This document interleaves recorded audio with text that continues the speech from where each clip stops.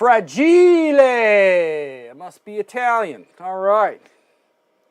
Hey guys, Rich here. Welcome back to the RCINFORMER YouTube channel. We got a big box on the table today, coming direct from Italy. And we're going to show you guys what that's all about. Got to do a little bit of a sound check here. Let me get my my kind of main screen back here. Let's see if this is working okay. Let me get my camera angle adjusted. All right, there we go. I think we got it. Test, 1, 2, 3. Just want to see if everybody's in the house and see if my audio's good. Who said Guniac 33 Fire Booty can't be here too long, but saying howdy. Ray's in the house. Guys, I'm using a new microphone today, so if you guys can give me a little bit of a sound check, let me know it's working okay. Mark Adkins is here from the UK, and Chucky Whiskers. It's a blizzard out here. RC Glory. Let me know if you guys got too much volume or not enough, or if it's scratchy or any of that kind of stuff. Because like I said, this is a whole new microphone system today. All new transmitter and all kinds of stuff. Adam Hampton's in the house. Says it sounds good. Can hear you just fine, according to Ray. Who else is here? John Leon Darkchild is here. All right. World War I, baby. Yeah, I'm excited about this, guys. I have not, in all of the planes I've done plenty of biplanes, but this is going to be really the first World War I. I do have on the channel, you know, the Bitgo Hobby PT-17, which is great, flies awesome. I got tons of videos of that thing, guys. So, and then of course, Dynam's, you know, with the Dynam's PT-17, but Dynam's Spitfire on floats, and then up here is C-47. So I've got all these on there. I hadn't put the flight videos of that because I've been busy, but we did the conversion of the tail on this one to the water rudder thing, you know, which was actually what the full scale, they did make 5 full scale ones like that, Spitfires during World War II. So let's see, let's see what else we got. Everybody says sounds perfect. All right, good. Let me know if we got any sound issues. Justin Davis is here. I altered my camera, so it's a little higher now too. So let's see, Justin Davis is here. Mike Bird's in the house.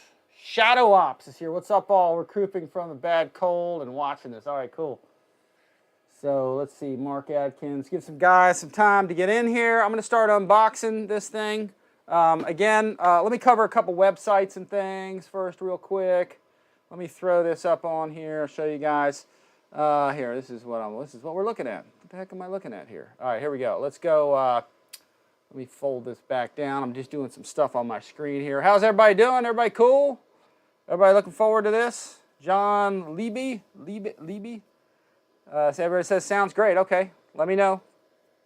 Let me know. It's a Chinese fuse. It's a Chinese microphone. New one. They're all Chinese, I guess. But anyway, so it's seems to be working okay. And I'm going to go down to here so you guys can see what we're looking at here. Up on the front page here, guys, at RCINFORMER, we did some videos there of the L39 and MB339, the Aerofoam models, with China Hobbyline. You see I got a bunch of China Hobbyline batteries. New sponsor. Again, guys, links for everything below if you guys want to support the channel. But we did some killer videos of this thing. Even had Gavin flying the L39 with me. So if you guys get an opportunity, you know, check these videos out. We've got, I flew these planes off of some really heavy, actually some horrible grass. Wasn't mowed and it was wet, but flew with some big heavy China Hobbyline batteries, and they flew fantastic in the plane. Got a real good flight time out of them and everything also. So, you know, be sure to check those out. I got also Gavin and me flying together, the MB and the L39. So if you guys haven't seen those, you know, check those videos out. Those are cool. We did our best, kind of as good as we could anyway, some formation stuff, or at least flying together, sort of tandem. There we are, zipping by. So that all went well. We had a good time doing that. And so check those out, guys. New videos on the channel. And let's see what else we got here. Just so you guys can check it out, Dynam Spitfire, okay, on floats. I did like 5 videos of this thing, okay? So check that out. We did a bunch of that stuff. So check these out if you want to see them. Again, Dynam Spitfire on floats back there. Bitgo was carrying these, but I don't know if they are. PT-17, same here, guys. Just a quick overview. I got lots of videos on how to build this thing, fly it, and all kinds of stuff. So check that out. Also, we did the C-47, again, assembly. Dancing wings, guys. You can check this out at Bitgo. right here. Real nice airplane. 1,800 millimeter wingspan. Huge, huge model. So also you can check this all stuff out at Dancing Wings. So they have all this stuff right here. I'm just tapping on my screen. And there we go. There's the Albatross, the D.III. Really nice airplane. Like I said, I'm pumped about this because although I've done biplanes, I've never done anything World War I before. I think I've flown a couple, but never really kind of put one together. Kind of had a real, honest to God, World War I plane. So we're going to do that. And we'll be flying it on Spectrum packs, China Hobby Line packs, you name it. We're going to do it. So I'll probably be flying them on these big Spectrum, or sorry, China Hobby Line 6000s, guys. So check these out. These are nice. Flew these in the L39 and the MB339. Flew great. Lots of flight time out of that. And let's see. I'm waiting for more guys to get on. Check out my Amazon store right here, guys. Anything you use, any of our links supports the channel because my channel's free for everybody, guys. So any of my links you want to use for China Hobby Line, Bitgo, Horizon, all that stuff. So feel free to use all of it, and it helps the channel, and you guys are helping me out for free. So anyway, we're going to have the Mustang series coming up here real soon. We've just been waiting on weather to fly them all together, and we will be doing that for everybody soon. So check those out. We'll have one. I got one up here on the racks here. Let's see. Let me see if I can zoom up a little bit. Yeah, there's Miss America up on the racks up ahead. These are the Flying Tiger airplane storage system. Real nice system, guys. And I'm still getting the back wall done. It's just taking me like longer than I thought. So it just takes some time with work and all that kind of stuff. Because work is not that cool. But anyway, that's cool. It's just not that cool sometimes. It's cooler to do RC. NX10 is basically what I'm flying everything off of. There's a quick look at Hobby Zone. They're selling nice stuff, of course.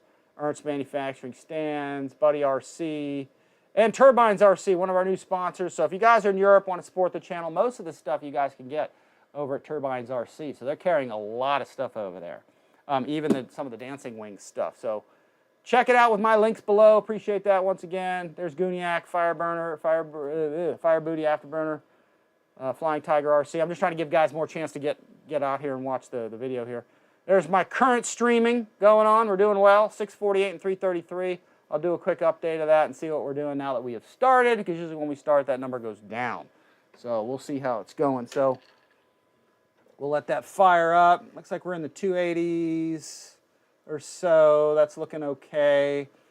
This is how I can tell if the kids are downstairs streaming stuff and playing games and having a shootout or something. So let's see what we got. So that's good. Uploads up around 430. So we should be doing well. Looks like the stream condition's excellent. Again, there's the RCINFORMER page, and let's go back to that. So let me get onto here, and we will start this shindig. Let's see who's in the house right now. Let me compact this. Nope, that didn't go the right way, did it? I'm just manipulating my control board here. Hopefully I don't go to warp drive or engage any phasers on you guys or anything. Here, hang on. Let's see. All right, that shows me what I got. All right, we'll give a shout out, see who's on board here. Let's see, got 25 guys. Gonna try and get a few more on board. EQ's in the house. EQ's been putting out some videos here lately. And check out his stuff. Let's see what else we got. Shadow Ops is here. And I think we'll start in on this.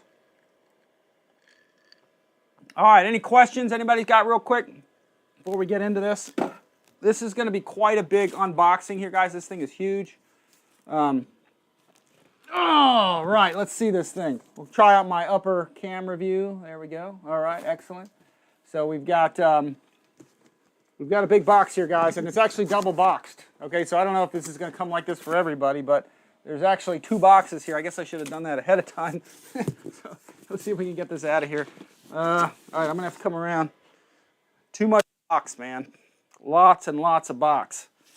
Fragile. All right, here we go. Let's get this out of here. See if I can pull this thing. All right, I'm just going to have to pull it off the table here, folks. Since it's ginormous, this thing. So let's pull this out of here.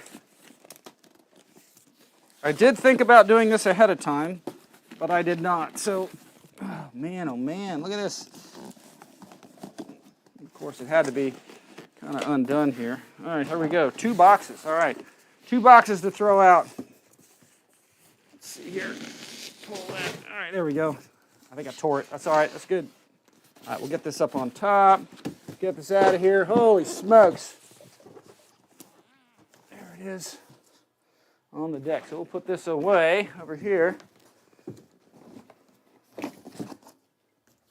All right, half the battle is over. There we go. Excellent. All right, question is, do we still have audio after all of that? Because I got myself wired up here with a wireless mic here. So let's see what we got. Kind of open this up. 30 guys watching. I think we can start. That's good. All right, here we go. Let's open this up. I'm going to go to low. Rotary low. Let's go to the top view, and that's what it looks like up here, folks. We got lots of stuff in here. We got lots of foam padding and everything. Start taking all that out. Looks like we got this with instructions. Here, you know what? I'll go back to my other view and put this sideways so y'all can see. A lot of airplane, guys. 1,800 millimeters.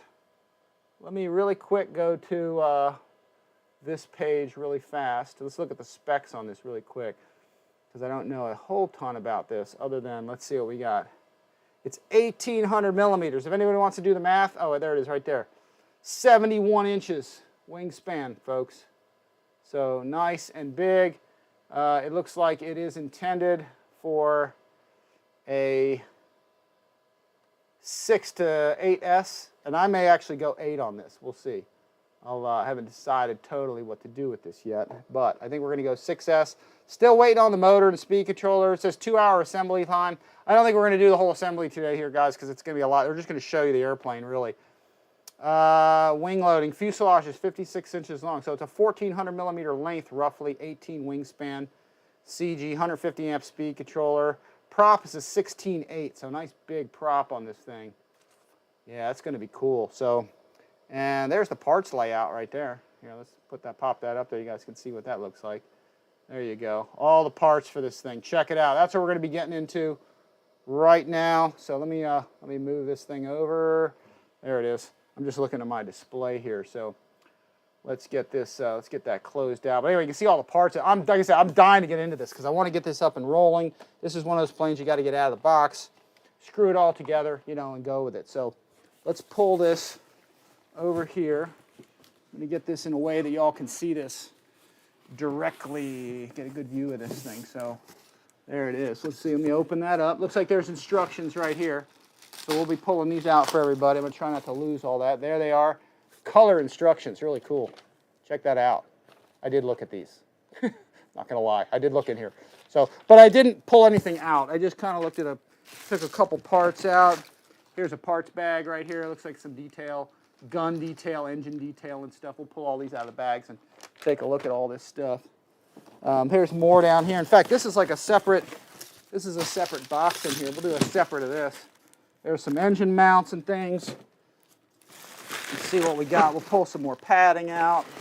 More padding everywhere. And then let's get this. This is the elevator. It looks like it's all taped on. So these are taped in place. There's your horizontal stabilizer. Look at the size of that thing. Look at that. That is huge. That is neat, man. That's cool. Look at that. So we'll get that out of there. It looks like some ailerons, I think. 2 of them together. So I'm going to put those aside while we do this. And let's see. This is the top center wing section. This is real nice. It has a nice cambered design. This is cool. Like I said, I haven't had any of this out other than just maybe looking at it a little bit, but very well made wood so far from what I can see. And we're going to get closer into this as I get into it because I haven't had these out of the bags or anything. So more padding, and you can see fuselage is on one side right here. Okay, and we got your wings right here, and another box of stuff here. So we'll get into this, see what that is.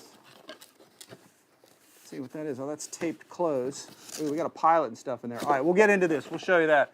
We're just going to get it all out of here first. Let's get the wings out. Wow, look at that. That's cool. Check that out.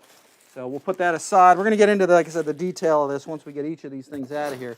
This is just sort of fun show and tell day to show you guys what this looks like coming out of the box. Looks like that's the lower wing panels. There's 2 there. This has wing wires, the whole deal, man. This is gonna be cool. So that looks like wing struts, I guess is what that is. All right, we'll find out in the instructions. I'll put those here. But let's see what else we got. Oh, here's the rudder. Oh, there we go. This is the whole vertical end rudder. It's all kind of sort of pre-hinged. I think you got to do a little bit of gluing with this, but the hinges I think are already in there. So that's the vertical. Let's see what else we got. Oh, and here's the horizontal. Okay, so this is actually bigger. This is the back of the horizontal. This is the elevator actually. So the other part was the elevator. So that thing's like this big. That's huge. Okay, we're gonna get each one of these out. And what do we got taped down at the bottom? Don't throw your box out until you get this thing together, okay? Because you could throw stuff out. These are wing spars. So it looks like there's 3 big carbon spars, probably for the wing and something else. All right, and last but not least, let's get that out of there. Just put that down there. And the fuselage. There we go. Look at that. That is nice. The packaging on this is awesome. They really did a good job. Okay, I'm looking in here. I don't see anything else stuck to the walls. I think we're pretty much empty in there. So let's go back down. We're going to get this out of the box here. So let me get some, somebody just texted me something. Let's see, someone texted me something. Let me look real quick, guys. See, somebody says, oh, you haven't lost all your audio or something. All right, let's see what we got here. Only just realized that it's wood. Amazing. Yes, it is wood. Mike Bird says keep the wings together when transporting. Okay, that makes some sense, yeah. Let's see what we got. Good to go. Sounds great. Full screen. Okay, celebrating 11 years of marriage with my lovely, understanding wife today. That's from Ian Bowen. Ian Bowen's here. All right, excellent. Let's see who we got here. There's a box of stuff. Guys, there's a lot of parts and a lot of unpacking to this thing. So here's what we're going to do. I'm going to go get myself an Ernst stand, okay, so you guys can really see all this stuff. This is slick. I'll tell you what, let me go here to the top view here, and we'll look at the what we can see in the instructions. Very nice instruction manual. You got to like this. It's all color. Look at that. Slick. Tells you the tools you need. And there's the specs on it, suggested equipment, knife, and all that stuff. I'm going to need the knife to unpack all this stuff. So look at that. There's our parts layout. Nice color detail. Look at that. Again, I did have this out. This is one thing I did take out to look at. And there's our struts, metal struts and everything, wheels, tires, all to go together. Yeah, it's a little bit of assembly. It says 2 hours time, but it's probably going to be a little longer than that, but we'll see. And then here's our wing struts on our center section. Our ailerons, there's glue in our ailerons, so we got to do some hinging, it looks like. And it looks like these are little eyelets for the wires. And let's see, these are, looks like carbon, these are nice.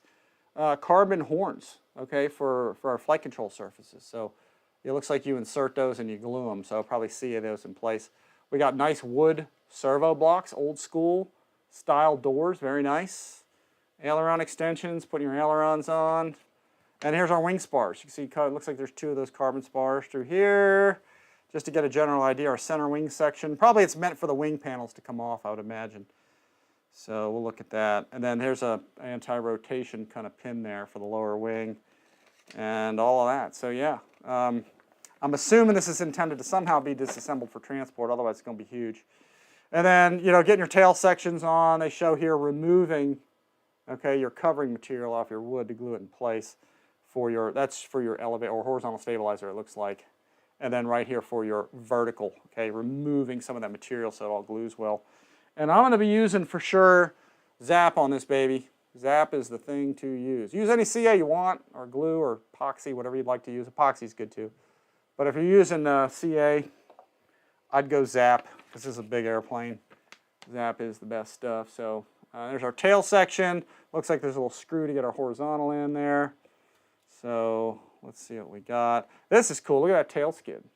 Tail skid actually is, it doesn't, not a wheel, just a skid, and it rotates off of this pivot with some looks like a black rubber band, like a bungee for suspension. So pretty old school, man. But that's World War I, man. We didn't have a whole lot of springs and other stuff to use, so we just you know, use some elastic or something. And there's our wing wiring, little diagram there. Again, I'll get into this. I'll be doing probably a build series on this to put this thing together because it's going to be pretty involved. And actually, they did have springs back then, sorry. But anyway, springs, get our wires. This is all of our wiring, our servo boxes, servo areas, and so forth. So hooking up our rear section. But this is slick. Looks like there's 2 motor mounts, one for an oil engine mount and one for electric. So one's for gas, one's for electric, whichever you want to use. So we'll be going electric. I'm not going to go gas on this because I like quiet flight, and I like without having all the darn oil and stuff. So there's a little view of what the electric motor looks like. There's one of what it looks like with the gas motor in it. So, plus you don't have all that stuff sticking out of the back. Plus the motor's on top. The real scale airplane has the inline cylinders up top. So, and there's another shot right there of what the electric motor mount looks like. It just pushes that motor all the way to the front. So anyway, gun detail. Looks like there's a pilot in this. So we'll be putting him in there and all that. And there we go. This is some of the, I don't know if that's a fuel tank up top. Simulated fuel tank probably. And they talk about CG, 90 to 95 millimeters. So we'll get into that. And that's it. Flight control movement. Right here. Flight controls. Only a 4-channel airplane. That's it. And that's all we got, guys. So anyway, we'll go back to our regular view. Let's see who's got this. Everyone's saying the audio's still good, and we'll get into this. Let's see. Mick Redtail Flyers here. What's up, everybody? Mark Adkins again. See who else. We got somebody else in here who hasn't been here before, so I haven't mentioned already. So I think I think we got enough guys here. We'll start in. So let me just grab real fast an Ernst stand. My desk is going crazy. Let me grab an Ernst stand right over here amongst the wreckage here. Got all kinds of stuff here. So I'm going to put, of course, a mega stand today because the airplane here is mega. All right, so here we go. We're going to put this on here. Man, this thing looks nice. Check that out. Walk around here. It's a little obstacle course. Workshop's gotten busy here, folks. Doing lots of things for everybody. Let's see what we got there. Look at that. That is sweet. Let's get this out of here. Yeah, I'm pumped. It's time to see this. Let's see. Let's get this all out of here. Probably going to get myself a little razor knife here. Do a little that. Be careful not to cut into the plane. Yeah, there we go. I don't know how far down I'm going to have to go. Probably not too far. There we go. Just clipping the tape here a little bit. This thing's going to be a thing of beauty, I think. Let's see if I can get into this. Ooh, yeah. Ooh, yeah, look at that. There we go. Slide that off. Look at that. Holy smokes. Yeah, I've been wanting to get this out. This is some eye candy here, folks. This is some World War I vintage eye candy. Look at that. Let me see if I can zoom in for you guys a little bit on that so y'all can see. There we go. Get this a little bit farther back so y'all can see that. Look at that. Look at the wood grain. Look at all that. It looks like a surfboard or something. That's slick. Very, very old school. I'm going to get close so y'all can see that. Look at the wood on that. They didn't even take the part number off. Look at that, 62. I don't know if that's a scale thing, guys. Maybe you guys can tell me. I don't know if that's a, I don't know if that's a scale thing or if when they built it, they just didn't take the part numbers off. But man, this is cool. Look at this. How does this, oh, it's magnetic. Ooh, there's magnets on it. Look at that. Look at the detail in there. That's slick. Look at that. Look at that. Ah, nice, nice. It looks like the engine detail is going to go right in that hole there. So, but this fits in. It looks like with like a tongue and groove kind of deal. Here, I'll kind of angle that forward. Let me adjust my camera here real quick because I don't have, and it go the other way. You guys can see that top hatch a little better. Look at that. That's cool. All right, wrong way. But you've got, looks like there's some pins right here in the front. See those? Some carbon pins, and those fit right up here. So that fits in there. That's a nice fit. And then it's got magnets. It just has some, you can't really see them, I think, because they're buried. Yeah, there's some magnets buried kind of in here and kind of right in here, and then I think they're down here also. So it's a very kind of a soft fit. I might have to remove some of that covering material if it doesn't seem like it's going to engage well. No, it fits down there nice. I could see that flying off during flight, though. I'll have to see how tight that's going to be, but it's a nice fit. Look at the wood on that. Actually, I got to get rid of the Ernst stand so you guys can see the the detail on this. Check this thing out, man. This is awesome. Look at this. Look at the wood back there. Nice curves. They left it sort of a little bit flat here, but you can see the detail. I see a little bit of buckling here, a little bit of material kind of folding, but that's okay. I mean, you're gonna get that, and I'll take a heat gun and I'll just run along there. But look at that. It looks like some kind of a hull of a ship. Really nice. Look at that, shining back. And again, all that simulated, all that, or not simulated, all that real wood grain, you know, of the balsa wood. So really cool. Probably not too much different than, you know, the way the full scale was actually built. Nice wood elevator is going to fit right in here. Horizontal is going to go in there. Vertical is going to go right in here. It's all the wood's exposed to get glued. Let's see, Motion RC and FPV love the real wood grains. Yeah, it is cool. Look at that. I'm just blown away by this. Maybe you guys can tell me. I don't know if this is scale or if this is just RC, but you see the little, they left the numbers in there. And that might just be the RC part numbers that nobody removed. Part 57 right there. But they're all left in there. I don't know if that's true to scale or if that's just RC-wise. They didn't want to remove the part number when they built this thing. This is cool. Let me see if I can get, oh, here we go. Look at this. Look at the inside of that. Look at the detail in there. That's pretty awesome. Look at that. Looks like servo trays and kind of lightning holes everywhere. And then let me see if I can turn it down here, and you can look down. You guys can look down the fuselage. Let's see if I can get an angle on that. I'm not sure if I'm able to show that or not, but here, let me angle it this way. Yeah, I'm not sure if I'm going to be able to do that. Here, let's do it like this. Oh, that's cool. Here, let me do this. Let me grab my phone. Let me go to a lighted situation here. See if I can get some light down there. Not sure if I'll be able to show that or not. Here, not sure if I'll be able to get through the back, but yeah, look at that. Look at the detail in there. Yeah, I'm not going to be able to show that. It's going to be hard to do. But yeah, really nice down there. Here, let me see if I can zoom in there a little bit better. Look at that. There we go. That's the look I was looking for. Yeah, all the way down. Yeah, look at that. That's the shot I was looking for. All the way down into the belly of the beast. Look at that. Very cool stuff. So, but I'm digging the finish, man. This is cool. They even got the cockpit combing on here. The rubber kind of, they call it combing, I think. Cockpit combing, C-O-M-B-I-N-G, I think. But they got that all glued on there already. That's just to sort of protect the wood edge, you know, protect the pilot, you know, from the wood edge so it's not a sharp edge when you're getting inside the cockpit. It's got some rubbery or soft foam kind of material on there. Very cool. But nice metal fittings. Look at these. These obviously came off already. These are metal fittings for the top wing. Those are already kind of pre-secured in there. You can't even, in fact, you can't even see on the inside where those go. They just put these little pieces on here just to protect it probably from damaging other parts. So we'll just kind of pull those off. But super nice. Look at that lower wing area. Let's look at that. That's where the lower wing plugs in. Looks like there's a carbon, like a receiver tube in there already. Kind of right there. There you go. Where that's going to go in. And we'll be able to see through that probably. Maybe not.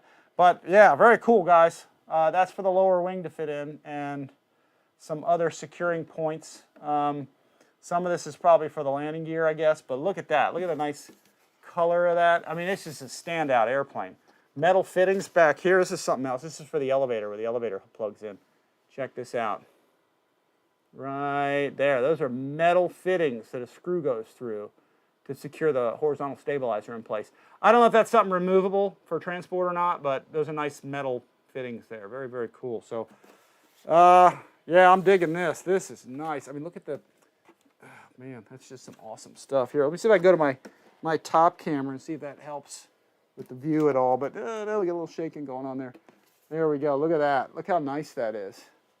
Look at the detail on that wood. Again, the part numbers. There's the part numbers right there. I don't know. Again, I don't know if that's true to scale. Probably not. Something tells me that's a model thing, where they just didn't remove the number, but it's a laser inscribed number. But very, very cool. I think it adds to the detail of it. But check out that tail section. Yeah, very cool. Vertical is going to go in there. Oh, I take that back. This is the tail skid, my bad. That's the tail skid side. This is where the vertical is going to go into place. So we'll try to kind of dry fit this together and see how it all kind of fits in. But this is slick. This is a sticker on the back. So it looks like some of the covering's bubbling a bit. So I'll probably take a hot iron and just run over that to kind of see if I can get that to go down a little bit. But man, this is cool. The curvature of this, the wood detail. Hats off, man. This is slick. Look at the inside of that. Very nice woodwork. We used to have to build this stuff ourselves, folks. So now we've got somebody doing it sort of for us, which is neat. Very, very cool down in there. So anyway, let's switch views here. We'll go back to on the table. We'll stick this on the rack. I'm impressed, man. This is nice. I am pumped to get this flying, show this off. See if we can get this out there flying as soon as we can. Let me put this right here, and we'll get this back on. This is super, super impressive. Let's get that on there. Yeah, that's slick. Yeah, you gotta like that. Let me put this back here, and we'll go over some of the other stuff. Kind of stick that on the side there. And any questions thus far, guys? John Leon Darkchild. Nice hello from Vienna. He's there from Vienna. Guys, give us a shout out where you're coming from.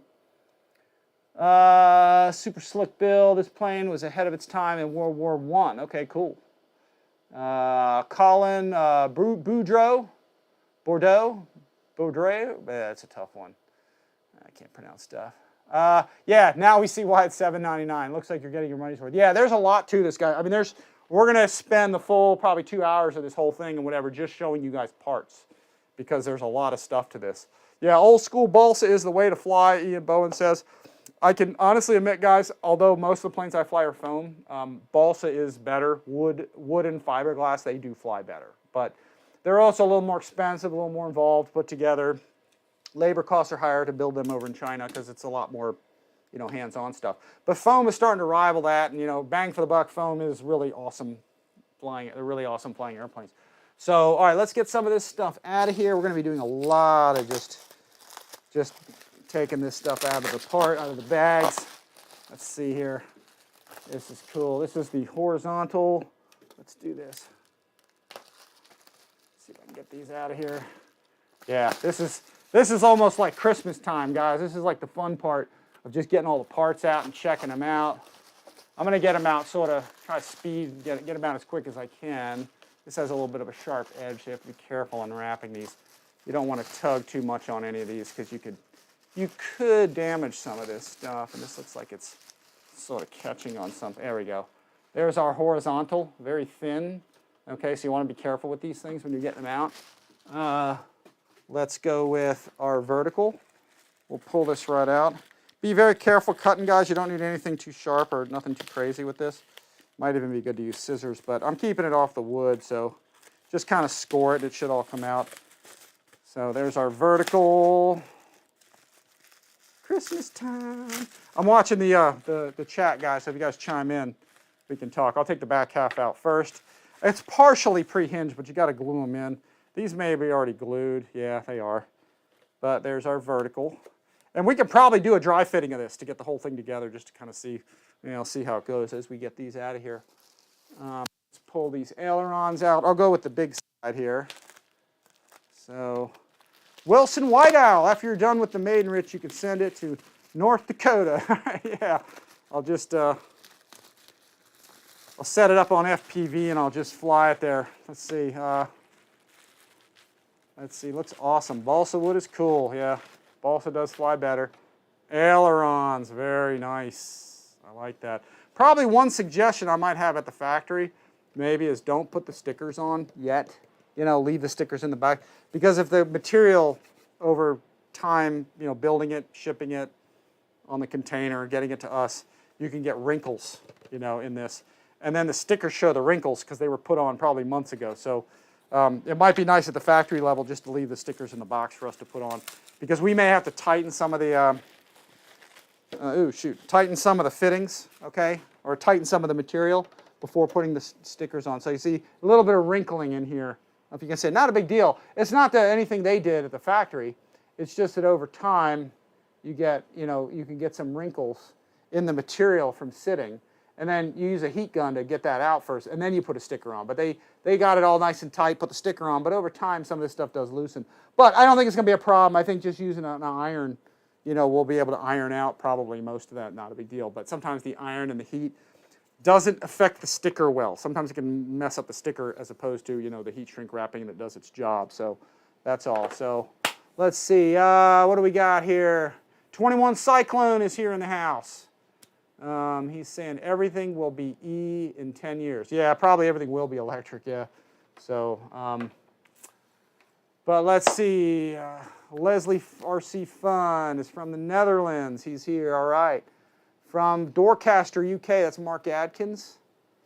And Mike Bird saying lucky man. Yeah, hi everyone. Who do we got? Nitro Neil's here. I hadn't heard Nitro Neil before, but Nitro Neil is here. So. Someone was saying that these are for transporting the wings or something, and then we'll see. I'll talk to you. I'll kind of figure that out as we go.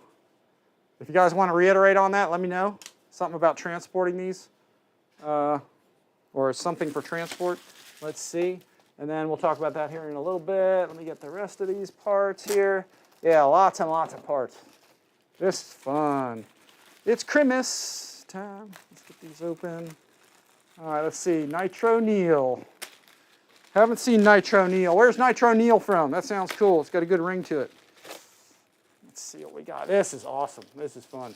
I don't open up too many wood planes.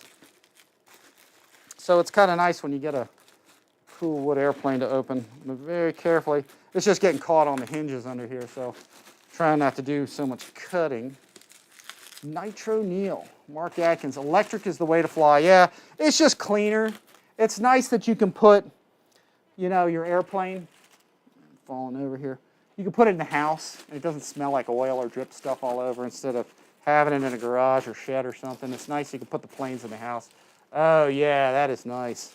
Look at that. It's got a nice airfoil to it and everything. Very cool. That's the horizontal. Wow, look at that. Is there a top and bottom? I am not sure. Let's see. We're going to put... It's colorful. If I was going to go into combat, though, I'm not sure I would want... I'm not sure I'd want all this color on here. It kind of makes it easy to see. Let's see. See if that goes on. I'm just trying to piece these together. Did they slot that already? They may not have. No, they did. They did slot that. I think they did. Anyway, that's going to go together like that. That's huge.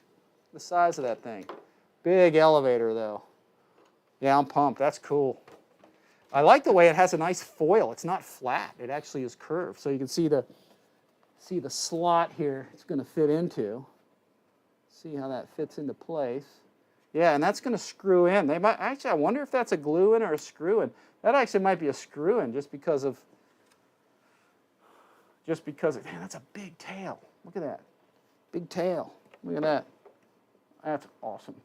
That's the size of that thing. It looks like a whale's tail. That's so big. Holy smokes. Yeah, that's neat.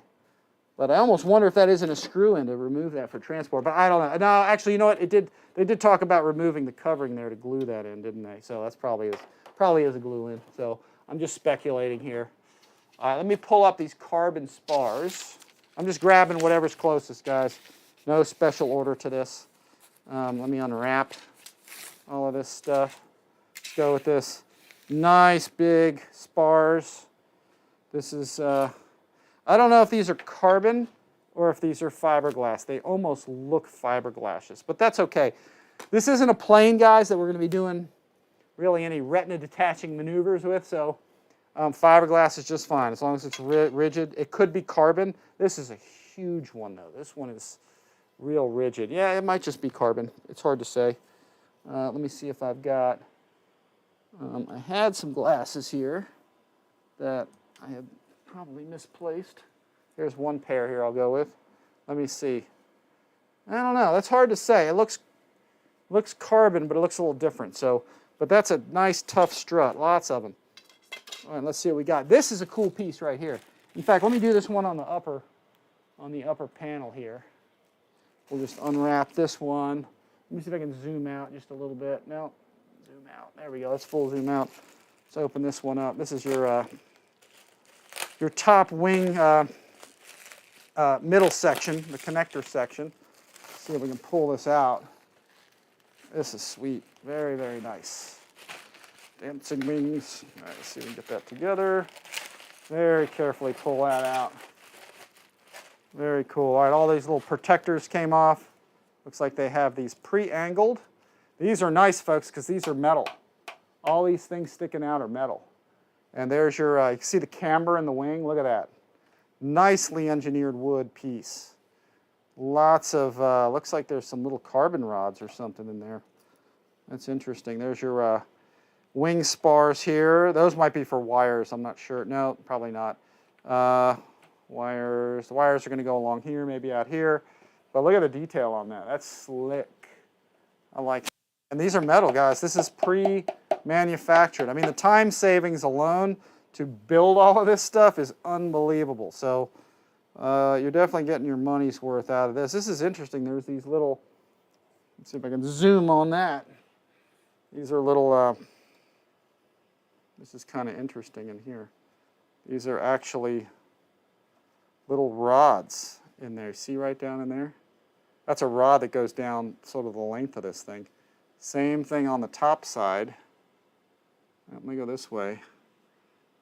Yeah, there's a bunch of, looks like carbon. It looks like a carbon rod that runs down there. Same thing on the back end. Let's see if I can get to that. Yeah, there's a rod right there, a bunch of them that run. You can kind of see in there a little bit. There's like 4 rods, like one on each corner, like right here, here, here, and here, and then same thing here. Like here, here, here, here, and they run the length of this thing. I'm not sure if I can even show that. There they are. You can see them right in that shot. Those look like carbon rods running the length of that. That is cool. So, but yeah, really cool part. I mean, real nice. You can see the ribs running this way and the shine back from the covering material. Again, any wrinkles you have, which this doesn't have any, just hit it with a heat gun. You can see the ribs in there too. Very nice. But these metal fittings are something to write home about. Those are nice. Those are buried in there. I'm sure those are epoxied or something in there. So real tough. Give them a little tug. Make sure they're not coming out. But yeah, that's pretty slick, guys. I'm digging how that is. That's very, very cool. That's your center wing section that kind of goes up there with some struts. And maybe we'll assemble a little of this. I don't think I'm going to do, obviously not going to get it all done in this thing, but this is really just to show off this thing today here, guys. But I'll, we'll see if we can assemble a little bit of this anyway. So what do we got? We got John Levy in the house. Those help hold the wings in place when attaching them during the build. Oh, okay. So it's like a template, sort of, or a jig, really. Keeps them properly separated when attaching the wires. Okay, cool. Nitro Niels from Oregon. Is that going to be 6S, Rich? It's going to be either 6 or 8. I'm not sure yet. I actually have some speed controllers that will do both, but I think Bitgo Hobby's going to get me over a motor and a speed controller to use on this, but I'm not sure which one yet. So, but I got some things in mind. Nitro Neil says he watched a lot of my videos. Thanks for watching. Appreciate that. Love the high contrast scheme. They did a nice contrast. They did, because you've got a sort of a wood-grained yellow, which is super bright, combined with red and some white and black trim. I mean, it is a standout airplane, definitely. This is going to get you a lot of attention at the field. It's definitely cool. Let's see, who else we got? Flyer Mikey's here. When are they going to restock the Amazon with those racing planes? Soon, guys. In fact, the racing planes, the P-51s that you guys are seeing here, let me see if I can go like that one up there, the Miss America Mustang. Those will be here sometime, I think, in May. But I think they're already on the water, folks. They're like on a ship coming. So when they come, they come. So, but there's shortages on a lot of stuff right now, folks. So, if you can order it or pre-order, get it while you can. I got all those links down below, too, you guys can check out. So, but yeah, you got to get them while they're there. So, just because of supply problems. Let's see, won't be letting Gav Flyer inverted. Yeah, you never know. It's hard to give him anything without flying it upside down.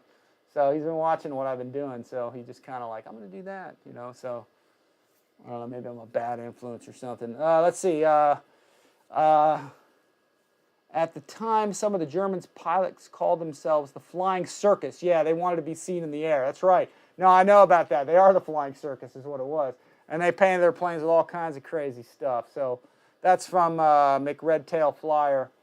Yeah, they painted them all crazy and red. And you know, hey, same thing with the Tuskegee Airmen. They said, hey, we want to be distinct, you know, so we want to paint our tails red. We want people to know who we are. So yeah, I mean, that's kind of how it is. That kind of concept, the Flying Circus, and they want to be seen and all, that's one thing, but at the same time, it's also easier to shoot at, you know, so yeah, I'd probably go for the gray, maybe, which is why fighters now are painted kind of gray. So anyway, Robert Thompson from Pensacola, Florida, an RC Flugzelt from Germany. All right, 47 watching, only 28 likes. Please hit the like button. Yeah, sorry, I forgot. Sometimes I don't promote myself. I should. So yeah, hit the like button, guys. Subscribe if you haven't already, if you're watching. Subscribing's free. It helps out. Anytime you hit that like button, it directs people more to our channel. That's how you can help the channel out for free. So I really appreciate that. Yeah, this thing is gorgeous. What else do we have? Oh, the wings. I left out the wings. Let's get to this. This is going to be the lower wings. Pull these out. Again, I'm being real careful. You don't want to cut into the wood or the covering material, so just do this very, very mildly. You only need to score it. There's plenty of covering material, plenty of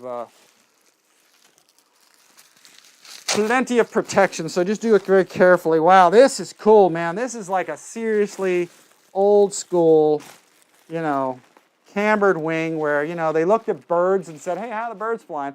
Birds have a curved, you know, have a curved cambered wing, so that's where they got the idea from. These are low speed, high lift design wings. Again, coming probably from looking at birds and you know, so nowadays, you know, our airplanes are high speed, so they don't have that curve because we want to go fast. So that's one thing we learned. So look at that curve on that thing here. This is impressive. Let me pull that cover off of there. That is very, very impressive how they've done that. That curvature of that wing with the metal. Wow, that's impressive. So, yeah, let's get all these out of here. I'll show them off little by little. There we go. Pulling that out carefully. Yeah, nice.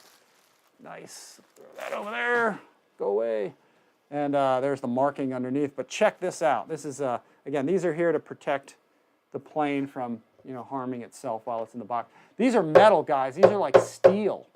These are steel fittings coming out of here. And I don't know, are they tapped? I don't think they are. No, I don't think so, but you put screws through there. Is that metal or is that carbon? Hang on a sec, I'm gonna have to do a bite check. That might be carbon, actually. I could have been lying to you guys. That could be carbon fiber instead of metal. I think it is carbon. It's very hard to tell, but actually I think those are carbon. They may not be, they may not be steel at all. They might be carbon coming out of there. That may be very well what all those fittings are. It looks metal at first glance, and when I've got my contacts in, it's hard to see detail until I put my glasses on. But check out the curve, folks. Look at this.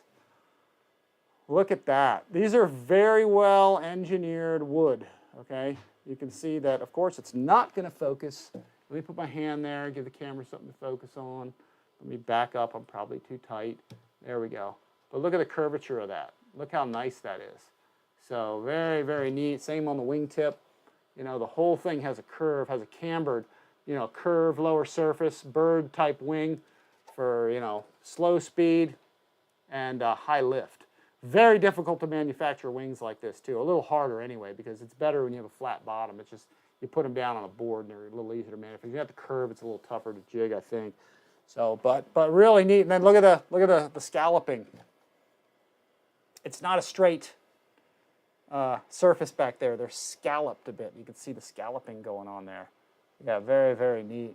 And nice covering job they did on this. Very, very little wrinkles after sitting around for probably who knows long, you know, in a container ship. So now to keep these from getting dinged with these things, since I took all the coverings off, I'm going to kind of put them like this.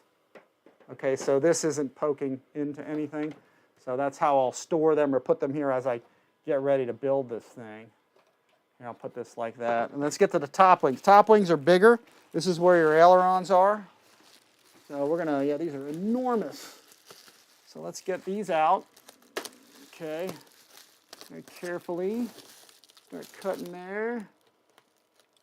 All right, just score them a bit. Yeah, there we go. And we'll slide this out of here. Let's get this one up very carefully. There we go. And we'll slide the time. Hopefully they'll come out well. Yeah, there we go. Very, very cool. Wow, same thing. Same curved wing, only these are bigger. Wow, look at that. I'm going to pull all these little protectors off, okay, because we're going to be putting servos in there and everything. Yeah, these are nice. Very, very nice. So let me put that down. Probably going to have to move some things. This plane is going to be enormous. Yeah, very, very cool. So let's get those bags over there. Bags. I'll pull all these little things off again. Again, to protect it during transport.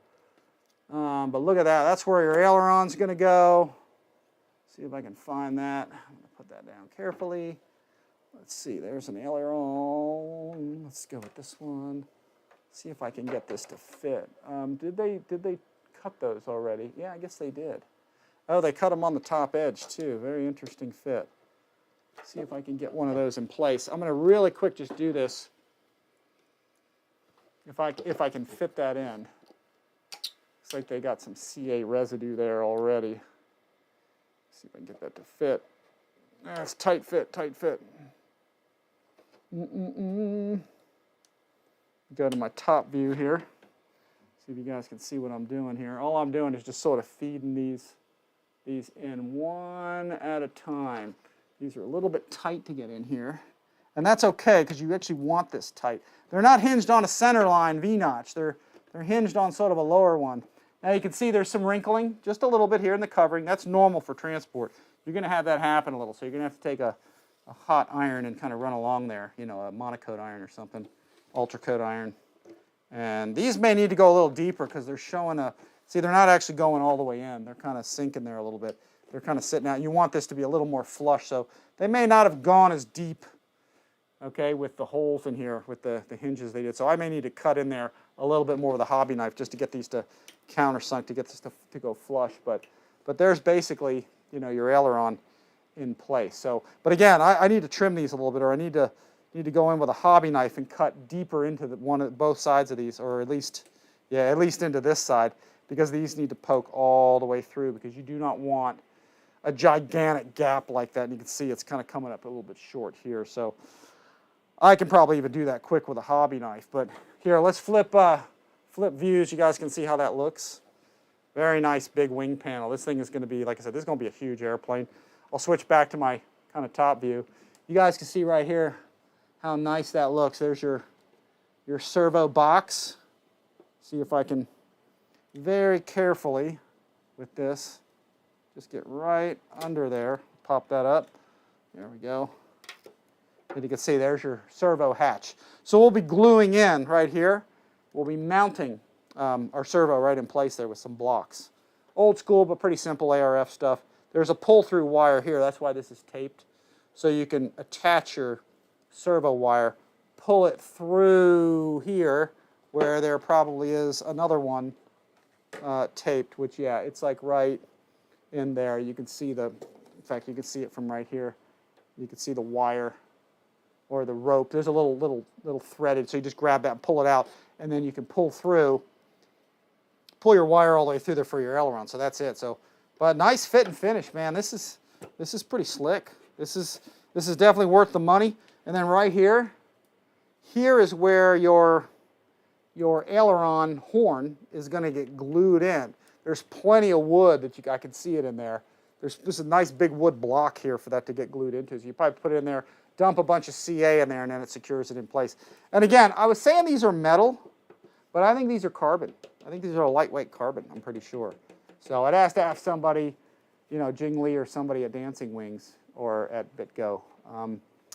But those are nice. Very, very nice. So very, very impressive. So again, just got to cut these slots a little deeper. Again, you can see there's quite a gap in here, and the aileron's not quite maybe seating all the way. It almost looks like it was meant to be like that, but I think it needs to be in there a little tighter, so I'll get that taken care of. But it's still, actually, it's running along flush here. It's very interesting. So I can't imagine they intended for there to be that kind of gap there. But anyway, we'll mess with that as we get, to, fully on the assembly of this, which will be later. I'm not going to do any gluing today, but man, look at that. Look at the two of these things.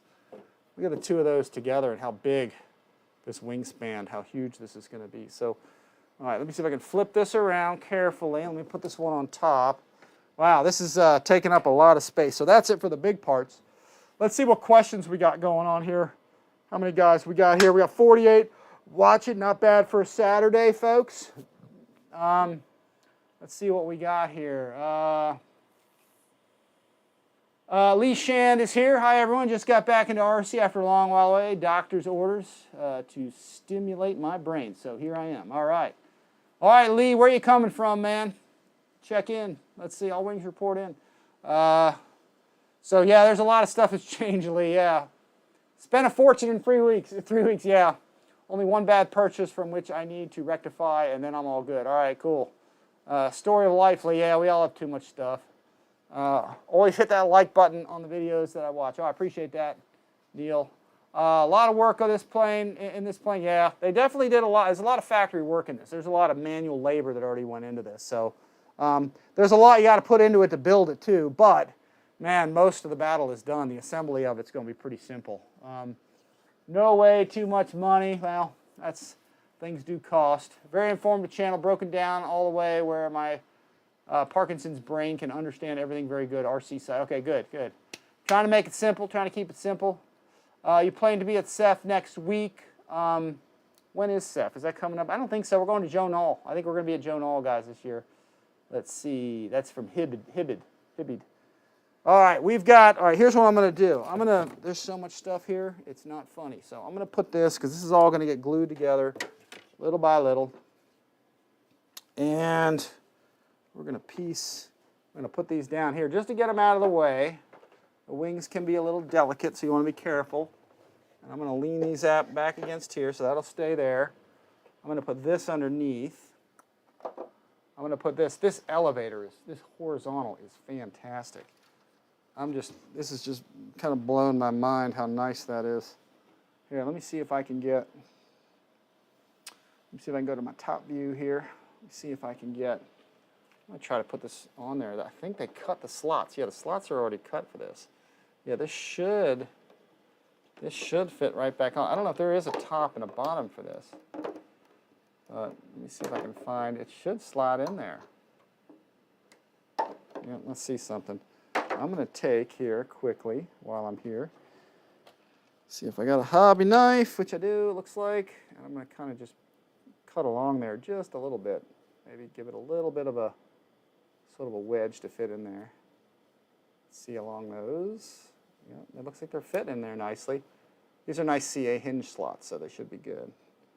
Let's see if that'll help, just to get a starter hole kind of thing going. Usually those slide right in. Yeah, it's borderline on wanting to go in there. But this thing is just simply huge. Yeah, it should fit in there. It's a tight fit. I mean, holy smokes. I've never seen one that tight. I'm going to try to wedge these a bit, or just scrape them a bit. I don't know if that'll work. I've actually never done that before, but it's almost like these edges are a little blunt or something. Might be the hinge. These are wicking hinges, folks, so they've got fibers around them. So it's basically a piece of nylon, plastic or nylon hinge. And when you put CA on it, when you put the CA on here, it just runs all along this and goes in. But you got to assemble it first, and then you put your CA in there. So it should fit in there a little easier than it's going in, but let's see. My God, that just does not want to go in there. Such a big piece, it's hard to get your fingers around it. There we go. I got that one started. Let's see, got that one started. There we go. Must have worked. This is just, I'm just doing a dry fit of this, folks, just to see it all go in. See if I can get it all to fit in there. There we go. I think I'm getting that one in there. It's a little struggle, but you know what? I like it when things fit tight as a pair, as a as opposed to, you know, when things fit together loosely. I just don't like loose fits. All right, I got them all in there. That helped. So maybe that's a technique for getting that all kind of in place. And actually, they look like it's actually supposed to go on the other side. Actually, you know what it is? I just realized just the way the trim is on this side and this side, it looks like they did build it the other way. So after all of that, I'm going to spin this around. But now that it's been in there, it probably should fit a little nicer. Should. Yeah, there we go. So that's fitting in. Just got to wedge these in, guys. This is how CA hinges work. Get that in place. Yeah, there we go. That does look a little better, but it could be either way. Again, I don't know if this is an ambidextrous fit or what. I'm just doing a dry fit, and that seems pretty nice. Again, it's not a retina detaching maneuver type airplane, so you know you're going to have. It doesn't need to be a super tight fit necessarily. This whole thing, because we're flying around the sky pretty slow. So, but there's our horizontal, just sort of in a nutshell. And I'll figure out which way it should fit better later. So let me switch views. You can see, look at the size of that. That's like a whale tail there, baby. Look at that. That is huge. So very impressive. Very nice. This is going to be a flying circus plane, man. This thing, I may have to put a clown on it or something. I really want to put a skull on it or something. Ooh, I know what I need to do. I need to put like Amy on the side. What do you think? I think that's probably what I'm going to have to do. Put my girlfriend. I think Red Baron did that, didn't he? So, y'all see the great Waldo Pepper? He had his girlfriend on there, Lola, I think it was. So, but yeah, that is slick. I like that. So, anyway, some work to this. Same thing with the horizontal. Same deal. I'll have to, those fit in a little better. But you essentially just put those in, take some CA, preferably with a fine dropper tip. And in fact, I'll zoom on that so y'all can see. That's what I mean by a fine dropper tip. Like that, and then you're just going to put those right in the edges there, right where those two are. Once you get them where you want them, and then the glue just flows or wicks in there. So then it's done. It's on there. It's not coming off. So, but got to follow the instructions for all that. And very nice, very nice. These are just flat. There's no foil to this at all. No airfoil at all. Just totally flat. So anyway, there's parts and stuff. Let's see. There's all kinds of little pieces to this thing. Let's see what we got. Adam Hampton, hinge tool to open up the holes a bit. Yeah, use a hinge tool. I just stuck a hobby knife in there. It seemed to work okay. That's from Adam Hampton. You need a hinges, CA hinges. Let's see, good example. Been in Tennessee for 4 years. Lee Shand. Let's see what we got. How many guys we got watching here now? All right, 45 guys. Not bad. Not bad at all. Let's see.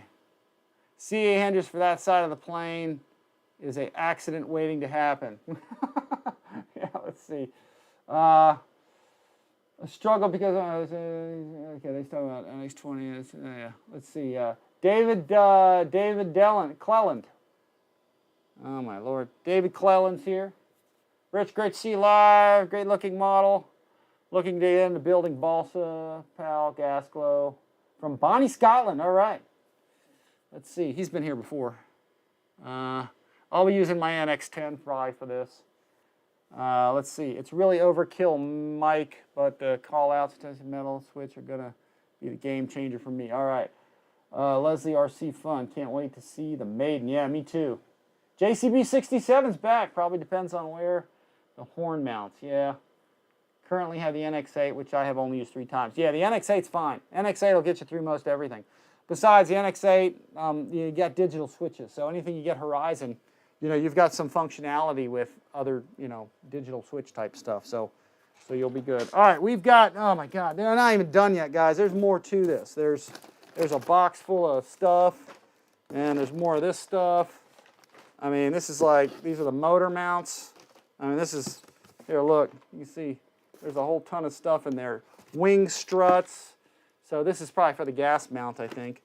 And then look, these are metal struts, I believe, for everything. So I'm gonna keep the box and put them all in here. You can see right here, all these wing struts are kind of pinned in here. They're secured. So let me see if I can yank those out of there. This is metal, folks. This part is heavy duty metal stuff. So let me pull these out. And I'm gonna probably put these back in when I'm done, but these are the actual struts. So that's why I thought that a lot of this stuff was metal right here, but I think this is carbon. I could be wrong, but I think these are carbon, but these are actual metal struts. So look at the, look how much protection they've put on this. It's like a, if you like to unbox stuff, you're going to get your unbox kind of therapy out of this. These are, oh, actually, this is landing gear, I think, if I'm not mistaken. So let's go to the top view. Yeah, there we go. Sit there and get that off of there. Yeah, this is a landing gear strut, I think. Yeah, looks like that's where the wheel goes. So pull this off of here. Let's see here. It's not coming off as easy as I like. Let's pull it off. It's pulling off. There we go. So pull that off of there. So these look like the landing gear mounts, you know, for your wheels. So I'll pull one of those out. There's what that looks like right there. Let me get this one off. Yeah, I thought they were wing struts, but these are landing gear. So lots of parts, guys. Like I said, if you like to unwrap stuff, this is going to be your plane. Let's see. Yeah, these are all steel. These are all metal. Chinese metal probably, but metal nevertheless. Let's see. We'll get this off of here. Lots of unpacking. Yeah, I should have brought a trash bag. Let's see what we got. Let's get this zoomed in here. You guys can see how this is looking. Yeah, there's our landing gear strut. Let me back off a little bit on that. Pull that off.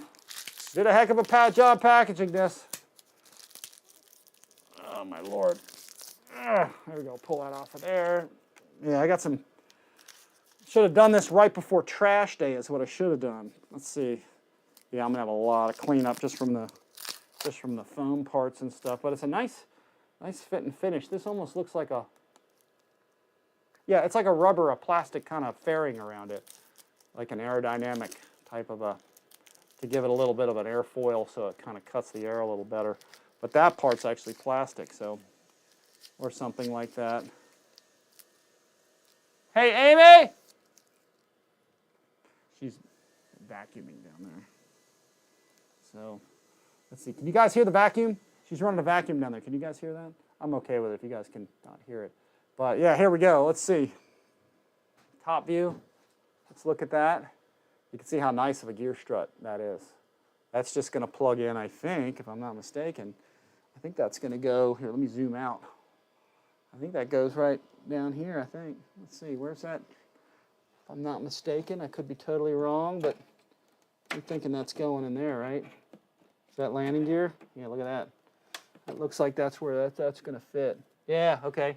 It looks like that's where that's going to go. That's landing gear.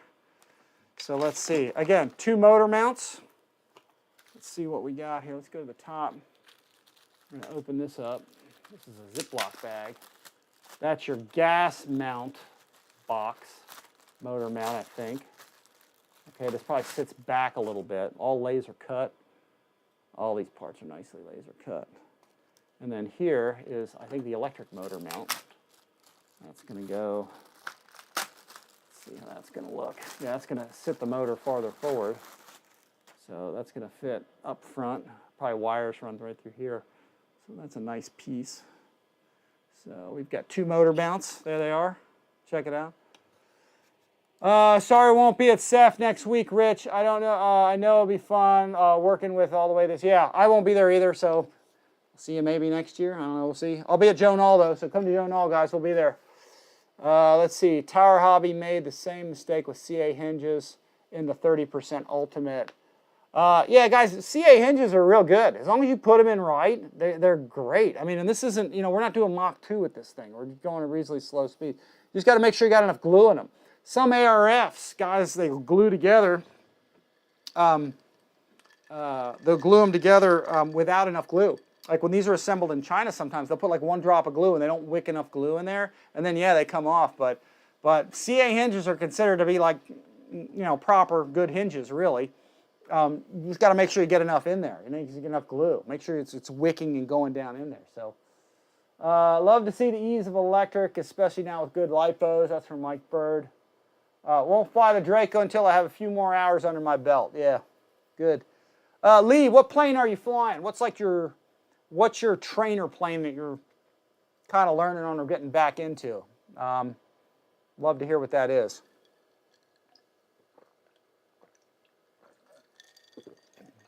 And Lee, once you learn how, Once you get back into it, you'll be able to fly that Viper. It's very easy to fly. Let's see. Victor Poport's here. Elrich passing. Say hi. Victor's here. We went to Victor's event last time around. The Thunder over Kissimmee. It was fun. I can only go for one of those days, which sucked. I would have liked to have gone for the whole thing. Hopefully next time. No, that's Ocala. That's a different thing. I was going to try and throw that up there. I thought I had that up here. Let's see. All right, let's see what we got. We got more parts to open, guys. There's tons more here. Tons more. And I'm going to actually put them all back in the box, I think, because I'm going to have to get this thing together or not lose all this stuff. So here, let's see. Let's open this up because these are metal, folks. These are all these struts. There's struts galore in this thing. I mean, it just goes on and on. I mean, you can see a video project of this is going to take some time to get this all together. So let me grab a hobby knife here real fast, just kind of cut through this. And I'm going to actually, you know what? I'm going to have to get together a dedicated Ernst organizer for this. In fact, you know what? I'm going to take a break here and I'm going to do that. Let me grab an Ernst organizer because I'm going to have a special thing for this. So Mike Bird's in the house. Yeah, look at this. Are these, I tell you what, I honestly can't tell if these are aluminum or if they're metal of some kind or if they're carbon fiber. So it's almost hard. It's really kind of hard to tell. Let me get this. Let me see what these are made out of. I mean, check this out. These are. It sounds like metal, but maybe not really. You can see these are all a bunch of struts that are here. So there's 6 of them, and it looks like they are 2 of each length. It looks like so. But yeah, it's hard to. I'd almost say they're aluminum. You know what? They actually, you know what? Take that all back. We might be looking at aluminum here because can I scratch the paint off? Man, it is hard to tell what these are. So, but either way, they're tough. Usually you can tell right away, but it's a tough call on those. So let's do this. Let me grab myself an Ernst organizer because I'm going to need one with all these parts. Let me go grab here getting all this stuff out of the way. Grab a parts bin here. Just walking a little ways, guys, here. So just give me a second here. I'm going to put this, put some stuff over here. I got too much stuff in this one tray, so let me pull this one out of here. All right, guys.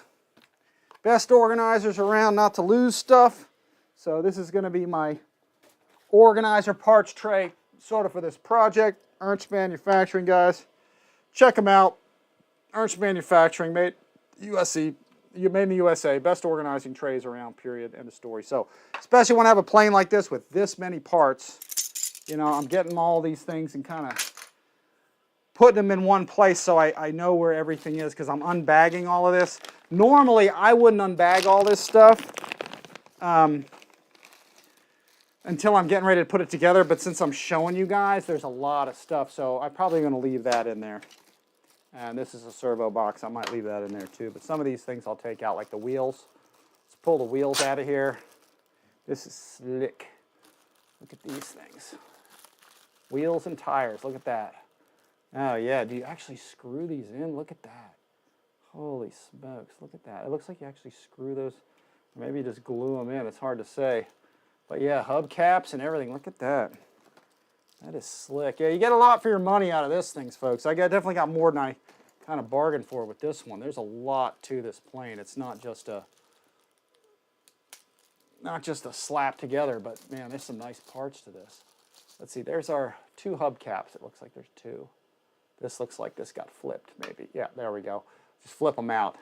And then these are going to go, it looks like right on here.